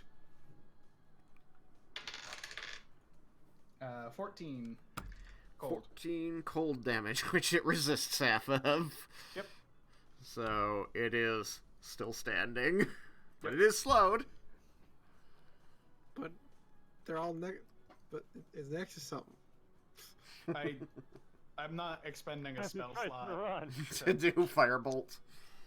Yeah. Okay. That is fine. I will like my spell slots later on. I imagine that is true. Yeah. I mean, I can't really reason judge. I I'm doing the didn't- same. I'm just missing. You can only detonate the arrow once for long rest, so I don't want to. I'd rather do it when there's a group of Almost like can't. Oh. I thought you could do that more. Nope. What are we talking about? My bow. The exploding The- fire? Yeah. Yeah, no, it's, you got a very, rudimentary magic item. I did design a few of those. But it Gotta does learn somewhere. Yeah. making my attacks magical. Wizard's first magic item. No, that is a huge benefit, is having magic for the purpose of overcoming CR. DR. Right. Not CR, DR. Any event. After Laramendus goes, it is Vendar. Vendar, you have 2 targets. Both of them are on death's doorstep, honestly. The one that's most hurt is the one in front of Yukikaze. Okay. This is the backseat. Okay. He's stealing your glory, Malachi. He's just probably still mad that they pickpocketed him. Why would that be the case? You know he didn't escalate it. Yeah, he told us I was that. very proud of that. Yeah, it was great. Still doesn't mean, Yeah, even though I didn't escalate it. even though he started it or escalated, doesn't mean that he still doesn't hold a grudge against him. So what's your to hit? 21 to hit. 21 to hit. Did you hide first? Right. You don't have to. I mean, if you hit, it's dead. It's dead. I don't care. It's dead. It doesn't matter. It's dead. Okay. I realized by asking that question, I'm making this take longer. I'm not asking that question. Okay. It's dead. Your arrow tears into it and rips its head off, pinning it to the wall. It slumps down in front of Malachi. In front of Yukikaze, rather. Its expended torch smoldering and rolling across the stone floor out of its loose grip. After you is Leah, right? Yes, Leah! Yay. Let's take a look here. Whoa, so both are still alive? No, one is still alive. Oh, okay, yeah. I thought I heard someone die, then I was like... Yeah, I was so- still getting around. Yukikaze, no! Dragonborn 2 is going to get another weak-ass Eldritch Blast. Oh my god, so much bitchiness. Do the thing. Teenagers bitch about things, okay? It's true. Then good thing you're not one. So shut up and play. 22. 22 will hit. That is 3 points of first damage. Okay. Good hit. Second blast is 14. A 14 against this guy will hit. Yay! That's 9 points of force damage. Alright, it dies. Yay! I killed something. Go, Leah. You have defeated all of the visible threats in this room. I will, in character, raise my hands up and yell like I just did, but only louder. I cannot yell loud, you know, because of grandparents. Like, yay! I killed something. And look at Raiken be just being proud. So, Laramendus frowns at that phrasing. along this wall, it now becomes clear, because I've decided it just this moment, where I have highlighted, you will notice that there are mirror metal plates, basically 10 feet high and extending between the torches that seem to perfectly reflect the room, making it look twice as large as it is. But besides these features, the chandelier here, and these mirror metal plates along that... Huh? Yeah, you did forget about that. And these mirror metal plates over here, there's really nothing interesting about this room. It's well lit.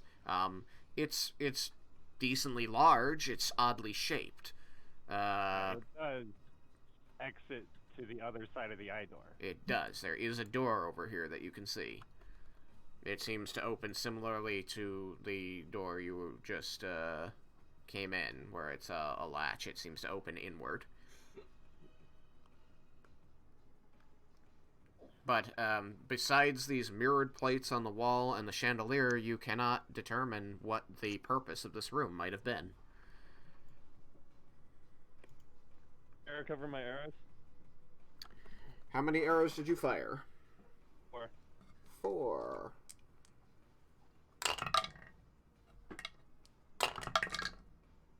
You recover 2 of them. Okay. Do I see any vents or any exits, or it's just like he says, the 30-foot ceiling? It's a 30-foot ceiling with a chandelier hanging from it that is unlit at this moment. I'm gonna move over toward everyone and say, guys, would it be... Are you still detecting magic on that chandelier then? You had just cast detect magic before coming in here, right? Yeah. Yeah.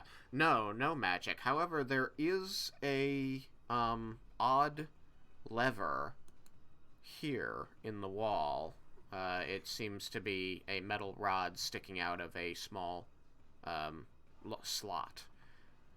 It does have an obvious handle on it. It appears to be intended to be actuated up and down. Is it up or is it down? It's currently up. Wonder what that does. You may declare interacting with it if you would like. Jebel, are you maintaining your tiger form? Yes. Okay. Raiken, are you staying mounted on Jebel, or are you allowing him to stay mounted on you? Yes. Okay. Raiken, are you staying mounted on Jebel then? He seems like he'll allow you to. Okay.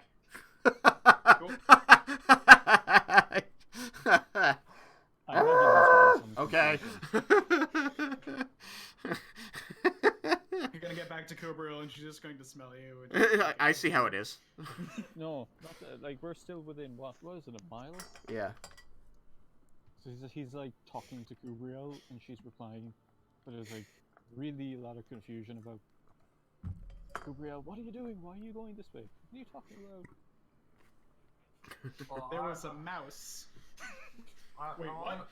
I would like to move up to everyone and ask Dice, like, I want to consult you guys. Do you think it would be a heck of a big problem if we lit a fire in here? I would like to point out that once the torch is lit. I think he means as a pyre for the Dragonborn. I get it.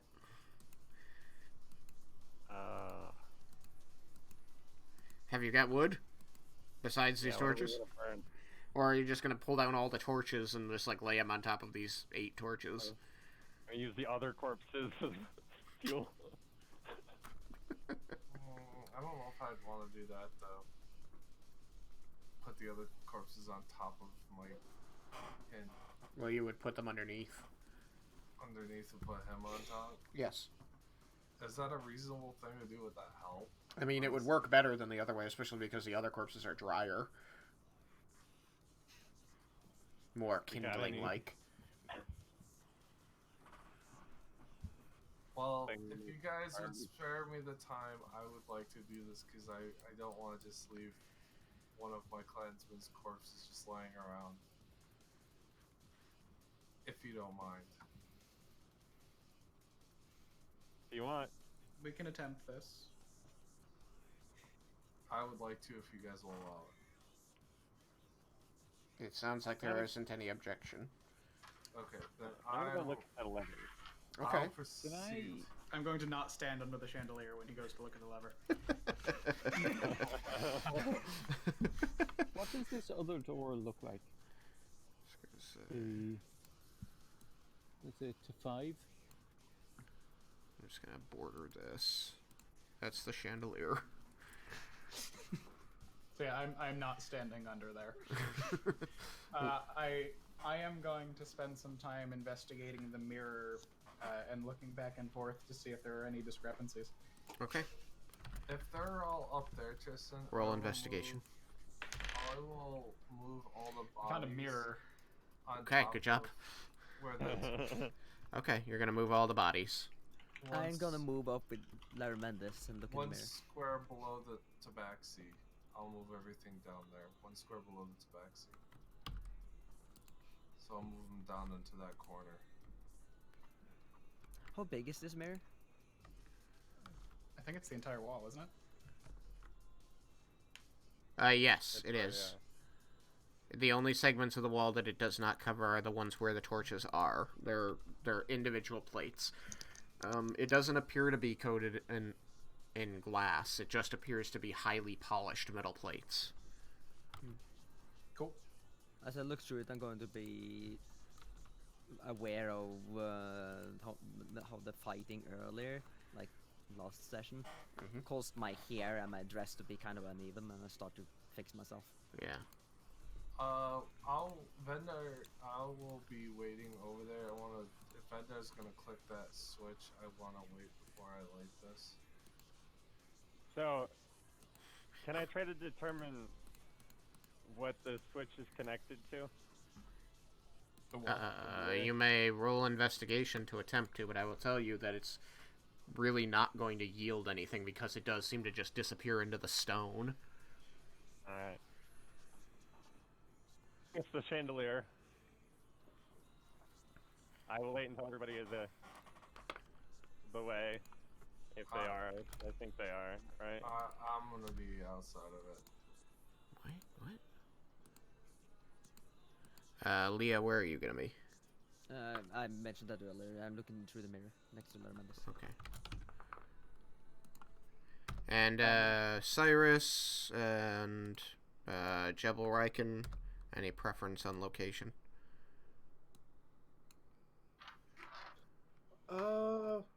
Minimum safe distance? From what? Fire. Sure.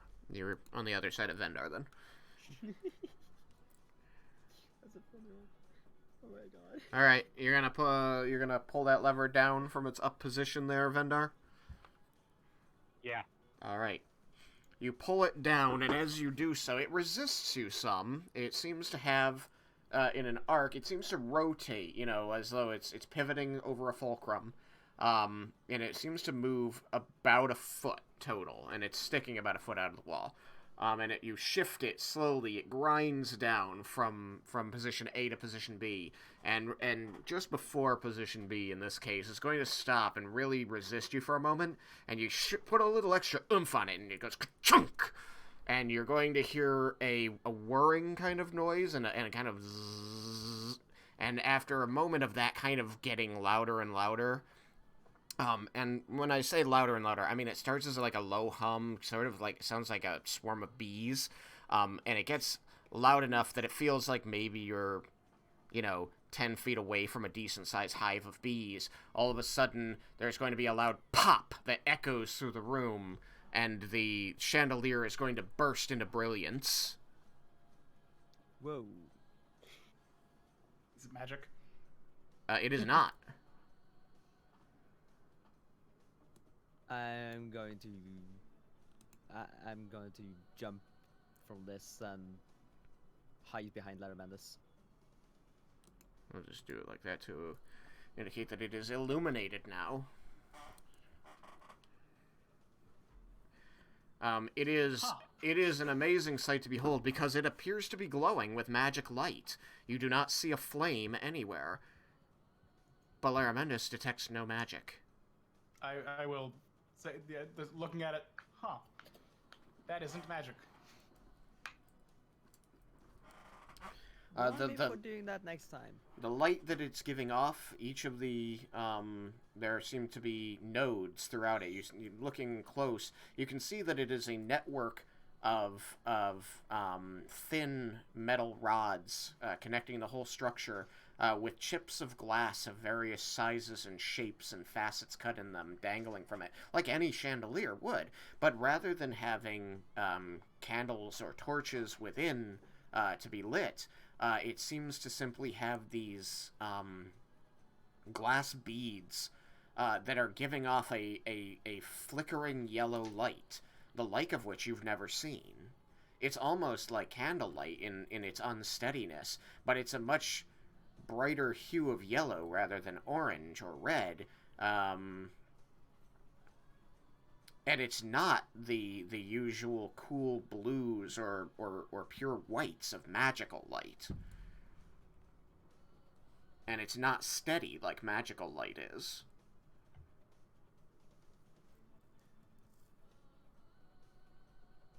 Huh. Ash? The orb bobbing by your head, examining the thing, I says, think it's more like glitter. "Yes, scholar." Oh, that Ash. Do you have any memories that might explain this non-magical light? I admit, scholar, that I do not recall anything of this nature. It seems, as you say, non-magic. But then, if it isn't flame, what is it? Again, if I've been here before, as you say, it's possible I knew then. But I do not know now. I will record this, of course, and hopefully this time I will not lose those memories. May I go investigate it more closely, scholar? Of course. He drifts away from your head and flies up to the chandelier. You can see his steady brilliance moving among the baubles. He spends 8 minutes floating around it, looking around. Every now and then you can hear a interesting. I wonder. Oh, I don't have hands. You should have given the mage hand cantrip. It would have been great. That's what the scholar is for. Eventually he returns and says, "Well, without being able to use your hands, I can't know much more than it is non-magical, but it seems that they've harnessed some elemental power of the world, like lightning, and they've forced it into a bottle."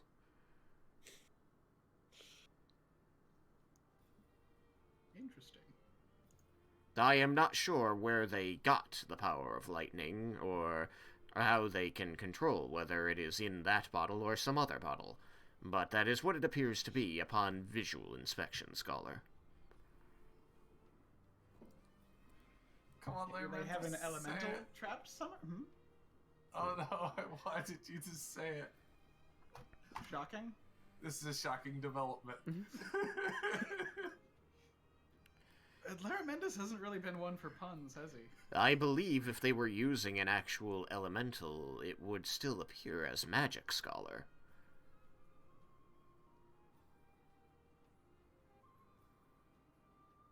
But this is definitely a avenue of thought worth exploring.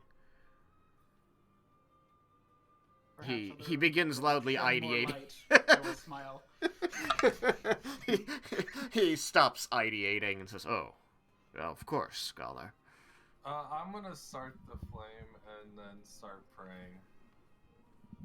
Very good. To whom do you offer prayers? Okay, this is something I need for like world guidance from Tristan. Now, with your do you always pray to the Raven Queen, even if you're not following them when it relates to death, or do you pray to your own god? Well, it depends on the culture, really. The Raven Queen is the god of death, and any educated area, any place that has been touched by multiple gods, is going to have the Raven Queen's influence, and so very likely death rites will be performed in the name of the Raven Queen. But if a place hasn't been touched by these things and does not feel the influence of the Raven Queen, they might not use those. And it is never inappropriate to also pray to your own god, even when using the Raven Queen's rites. Okay, because Especially if that's the like afterlife that you will probably end up in. yeah, like so would I pray to for Bahamut to guide the soul of my clansmen? Is that Well, something? that is the Raven Queen's job. Okay. But you can ask that Bahamut watch over the spirit once it has entered his realm. Okay. Then May the Raven Queen swiftly lead the spirit to Bahamut you- and his final rest, or something along those lines. Precisely. Okay. Then I would like to actually do it in that fashion. I'll say, I pray to the Raven Queen to guide my clansmen swiftly to Bahamut's bosom. Sure, that will work. And I also give a small prayer for the Raven Queen for the other souls that are there. Okay, very good. Very kind of you. You do feel a sense of accomplishment, a sense of rightness in having done that. Alright, So- that's all I had to say. That's fine. That takes you, I mean, you can have done that while Ash was investigating the chandelier, or waited for that to complete, but, either That way, it's sounds gonna, good. yeah, it's gonna take you less time than him. Since he spent a full 8 minutes hovering around it. Fucking thinky bastard. Alright, so. Oh, it's already 11? Damn, we had such a delay getting started. It happens.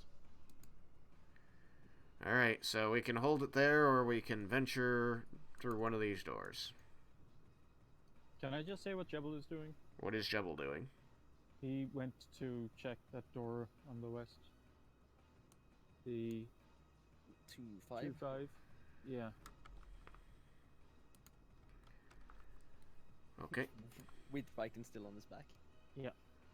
And he's listening and like smelling around it. Okay. Roll perception. Now I get advantage on perception checks that rely on smell. Okay. So roll with that. is listening Roll them so what separately is the- then. Yeah. So the listening is 14 Okay. and the smell is 20.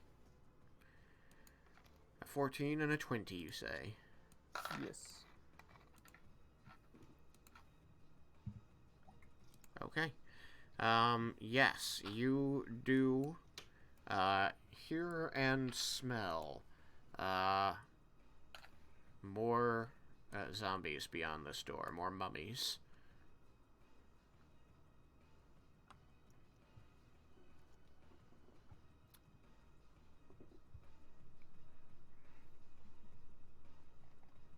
I am going to try and communicate that to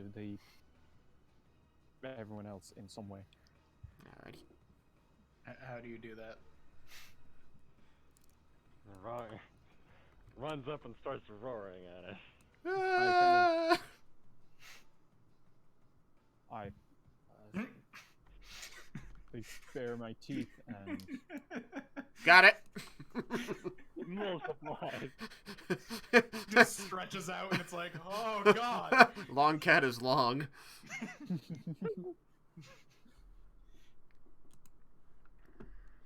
What is it, Jebel? What is it, boy?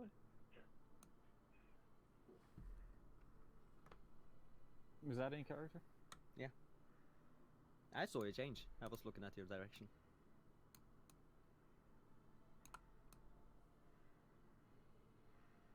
Well, I would respond in Tiger that there are, I can smell or hear enemies on the other side of that door. Okay. I know. How does the Have a tiger say big that? tiger. 'Cause, like, I assume it's a roar or something, and I'm like, Yeah, I Quite. speak elemental. I don't speak tiger. Neither do I at the moment because I lost that invocation. Otherwise, I would have You understood just it. turn your head back to a gnome. So, like, No. I'm just curious, Raiken can he didn't like turn comment into a manticore at some point? I'm just curious, Raiken didn't comment on the fact I called him Jebel. I mean, he's picking his battles because he can only type so fast. And also, it's a relatively safe assumption since we've seen Jebel transform, and he's probably aware that it's not Kubril. So I'm just gonna point at the door behind the tiger that's trying to communicate things and say, "Should we go that way? Roar once for yes, roar twice for no." How about no roaring and instead tap the ground with your foot That'll work. in once for yes and twice for no? Can't you just change back? Vendor is just gonna go over to the door and listen.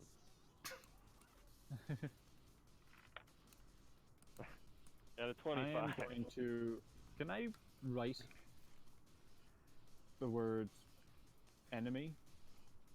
Like scratch it into the ground? With a claw like Shere Khan. I mean, you could if this wasn't, like, cut stone. If there was, like... Go and scratch the mirror. Do your claws deal magic? Wait, you're Circle of the Land, right? Your claws deal magic damage? Circle of. Or Circle of the Moon, sorry. Are magic. Yeah. They are magic, right? Yeah. Then, I guess, yeah. You would be able to scratch that into the stone. Which will forever be there. With a little arrow. To whoever What is it? plays Did little Leah fall down the well? All right, so you're scratching an arrow and anything else? And the word enemy. And the word enemy. Okay. Yeah, the tiger scratches an arrow and the word enemy with magic claws into the stone. I'm not gonna say that it's like deep scratches, but it's deep enough that you can make it out. In what language? Ooh, Gnomish. questions. In common.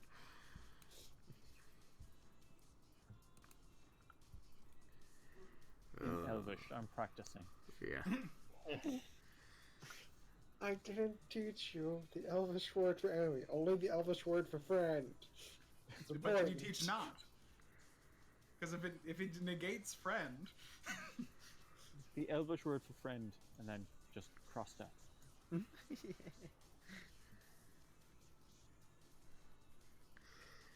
Alright, so on my DM cheat sheet showing me where all the encounters are, I've also begun putting a line showing how you traverse this dungeon, including walking up to and then away from doors. Yeah. That's because no one wanted to follow me. And then I He's had to like, step hey, away. look, the door opened for us. Very inviting. Fuck that noise. Jebel did that before you even, in the big room. He went to the left door, saw that it opens, and was like, nope, fuck this, and went away. Yep. Yeah, and then the other door was like, fuck you. And we were like, fuck that. And then we went the other way. I like the door with the laser eye. That was fun. If it looks too good to be I true. don't understand why people kept trying to get zapped by the laser eye. Because they thought the laser eye was cool too. Well, because it happens once and you're like, huh, I wonder if that happens every time. Yes. And I wonder if it happens to gnomes Yeah, in a gnomish because city.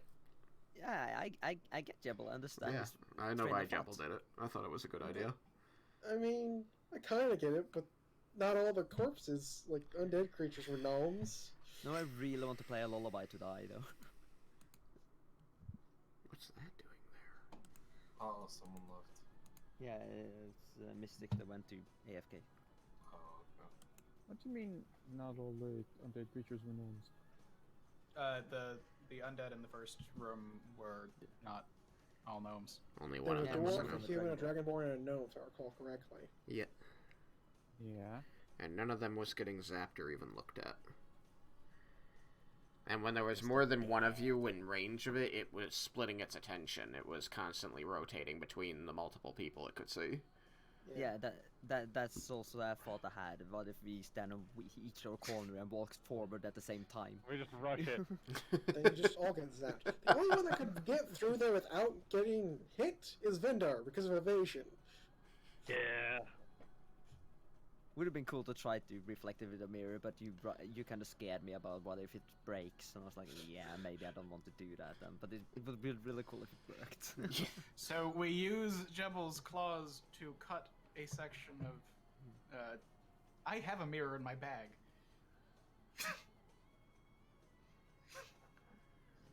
I am very interested in what's happening with this because you've managed to bypass at least one of my traps, which I really had to have a laugh about. The music one. I'm not telling you where it was. I know it was was something there because it was a magic door that went there and unlocked, but I don't know what it was. It could have Well, if just you've been got a magic door, why do you also need a trap? Anyway, The it magic doesn't. must It do does. something. It doesn't matter where the trap was. You managed to avoid one of my traps. Just But to you're. say that we won't trigger it later. It's true. You could trigger it later. Somebody didn't play that piano, I'm pretty sure. So, but you've also just gone a completely different direction than I thought you might, which is interesting. You can never predict where players will go first. No, I mean, and I didn't lay out the dungeon so that you would go anywhere. It's just I've got a very diversely laid out dungeon here, and it is entirely possible for you to hit every trap and get none of the treasure, or get all the treasure and hit none of the traps. Okay, it's not likely that you'll hit none of the traps, but still. We're currently walking in a circle because I'm pretty sure that it's After yeah. you. The other side of this door is the other side of the eye door. Most We likely, don't- yeah. Do you know that? Does Vendar know that? He can assume based on how the layout of the... Yeah, based on how we walked. We went right, I we mean- went up. It depends on the sizes of the other rooms. Yeah, it could be True. a room Like it adjacent to that depends on the room. size of the like room on the other side of the door. Yeah, but one Well, thing's it's for like, sure, we that only door. went about halfway down to get to the first door, and that's about how big these... I already knew that I was running a risk having to put the to which number on each of the sheets that people would notice when numbers repeated, but I figured there was too much benefit for me being able to just look there and go, okay, jump to this sheet, rather than... you need to do that. Yeah. I mean, honestly, looking at the way I have it set up now, I don't need to do that, but I'm not going to go through all 50 pages and change it. You know, I assumed that door was going to lead behind the eye before I looked at the number because of the way we walked. Yeah, I was kind of like trying to get around the eye door.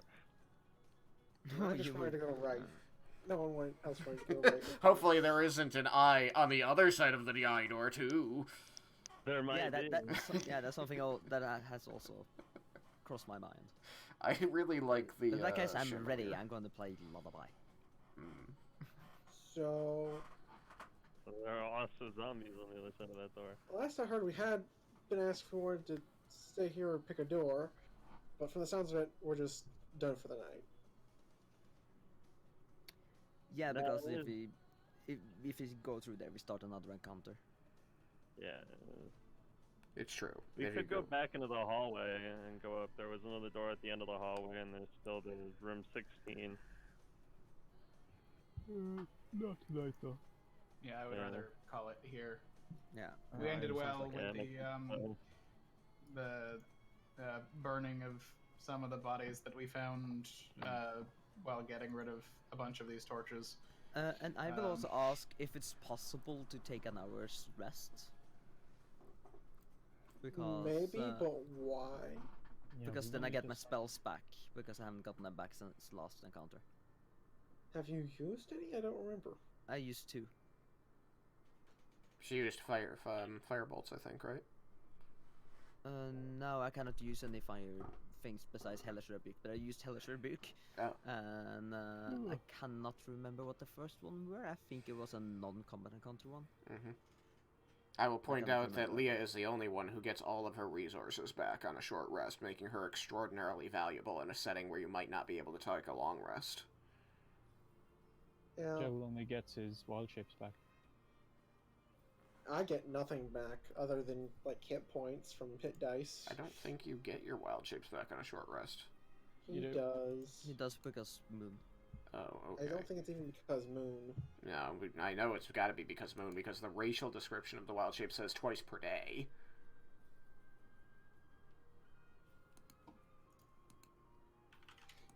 Wizards get their arcane recovery, but I have not spent any spell slots. So. Still, I'm just pointing out that if somebody Yeah. says short rest, it's a good idea to listen to them in this setting, because the idea of taking a long rest with enemies roaming around is dangerous. Yeah, and because of all the prayers and burning, I mean, then you wouldn't feel in the rush of doing that longer either. So this seems like a good point to do that. I get several things back on short rest too, but I haven't used any. Where are you seeing Yeah, have that? been taking a short rest during this time, and we just then spend the rest of the time it would need. It's I see it, Sam. Where? No, I see what you're saying. It says short or long rest. For the wild shape? Yes. Oh. I was looking under a circle of the... I'm looking at wild No, shape. yeah. Wild shape Okay. says twice. Okay, yeah. You regain it when you finish a short or long rest. Okay, yeah, I Which is I why completely druids- skipped over that one. It's why druids can make excellent tanks. Because if they can make it to the next short rest with only taking... Oh, at wild shape and... Oh no, with basic wild shape. It wasn't even the wild shape improvement. Right. Yep. Okay. Yeah. Yeah, it's why I'm not really a fan of the way that changing shape in this edition works, because it totally negates half the benefits of the previous editions, where you'd be like, I'm gonna polymorph the enemy into something that only has 10 HP and then kill him. Now it's like, yeah, it only has 10 HP. You hit him once, now he's back at full HP again. It's like, well, that was a waste of fucking time. Added 10 HP to him. Yes. The only real benefit, to my knowledge, of trying to, like, polymorph thing is, like, remove resistances or, like, condition immunities. No, the real benefit to... No, there's zero benefits to polymorphing, other than that you turn them into something that you can easily contain, and then you contain it while it's in that shape, set in a way that it will still be contained when it unshapes. That's it. The other thing If is... you were to wild shape someone into like a rat and then throw them off a cliff, would that kill them? No. Well, if they're low enough, like, if they have small enough health, yeah, but there's a damage cap to falling damage. There's a damage cap to falling damage, and there's the fact that only overflow damage carries over, so you first have to kill the form they're in, and then the overflow damage carries. Yeah, I mean, regardless, if it's a creature that cannot fly, you would have still dealt with the problem. I mean, yeah, only like, Even if it doesn't die, it's no longer bothering you. Yeah, I would probably more also let you. But then a month later, it's like, you threw me off a cliff! Which is something that I had problems listening to Vox Machina for, because they were using polymorph on their own members to go and do things. And it's like, oh yeah, we're gonna just polymorph you into a fly, and then you go and do reconnaissance. It's like, well, okay, except that doesn't work. Because No, when you because they polymorph something, you become as intelligent as that thing. Yeah, so it would just buzz around. Yeah. You're like, alright, go do reconnaissance. Where's he going? Where's he? In 3.5, you got to keep your mental scores. Yeah. Yeah. Well, because in 3.5 there was polymorph and polymorph other. There was the one that you did to enemies. Yeah, Baleful Polymorph. Yeah, that was it. Baleful polymorph. You had polymorph, polymorph other, and baleful polymorph is what I recall. Because I remember polymorph other being a thing, unless that was the creatures it could turn into. I don't know. Baleful polymorph is definitely what I was thinking of for enemies. There's polymorph any object. Anyway, if we're going to end now, Yeah. While doing a short rest, can I click the short rest on D&D Beyond now? Yes. Yeah, everybody may click for a short rest on D&D Beyond. I don't even need to bother because I get nothing. I just want to know during the short rest, because it is an hour, who's going to be watching the door and preparing for an attack. I'll watch since I don't even need the rest. Okay, cool. Towards the end of the long rest or the short rest, sorry, I am going to, or 20 minutes before, I am going to cast Unseen Servant. Okay. Or begin casting Unseen Servant, and then 10 minutes when that spell happens, I then cast Detect Magic. Okay. Unseen Servant lasts an hour. Okay. Would not casting those spells negate the rest? Like, not allow you to finish it, or are you? I'm not taking the short rest. Oh, okay. Cool. Then yes, you may do that.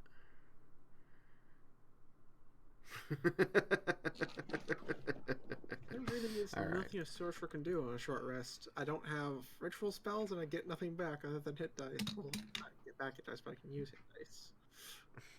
That's kind of sad. Alright, let's give everybody... What did I give you last time? 200? I think it was more because of the combat.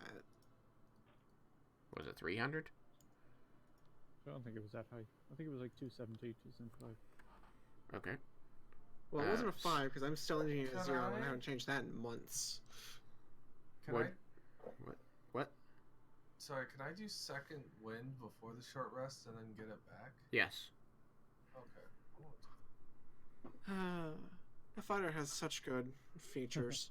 I love being a Battlemaster fighter. It's my favorite of the non-magical classes. You don't even have to be a Battlemaster. Like there's just straight fighter features are good for basically any class. It's yeah, but I don't like the other archetypes of fighter because they suck.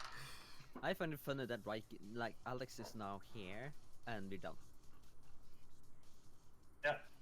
That's the way it works. Sorry, man. Hi, Alex. That's what you get. Hi. I'm glad that it's finally working. Yeah. Of course, once you guys are done, it starts working. So now we can continue. Yeah. So we're gonna fight all the things and find the boss right now. I'm game. How much EXP again? I'm just gonna do the one that makes a hole in stone right below us. I'm just gonna go straight down. Okay. You're gonna do that right now? No. Oh. I'm not. Okay. That's a high level spell. I only want to use that as a get the fuck out. Okay. In any event, so it was 270, 270, 280 something for last week. Whatever last week's, same amount this week because it was basically the same fight again. I cannot remember think what you it was wrote it last down week. in chat. Did I? That would be useful, wouldn't it? Yeah, it would. Let's find out. What was last Tuesday's date? 19th. T35. Let's scroll back to that. Admirable guesses. 19.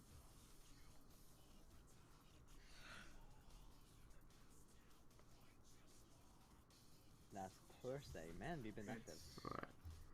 Not No, like you did. it's not there. Okay. Last thing was a Sam comment. Alright, we'll call it 280. Yeah. That's fine. I mean, we also avoided that trap. So. Okay, fine. Call it 320 then. We could hit that trap though. Yeah, no, I'm not willing to say that we avoided it. I'm still taking the 320. You say It's up to Tristan. 280. Dang it. They're absolutely right. You could still walk into that trap. If we were aware of the trap, then it would be a different thing. But you weren't. Alright. Wait, what? So I'm going to end the stream there. Anybody who was watching, looks like there was some chitter-chatter from my own players, but nobody else. Thanks for dropping by and watching, and we're going to continue running this dungeon for probably the next several weeks, because we've gotten through like 4 rooms so far. There are a Maybe lot. next time my That's a good stuff roll. will work and we'll be able to go faster. Yes. 5 or 6 if you count the stairs. Alright, good night.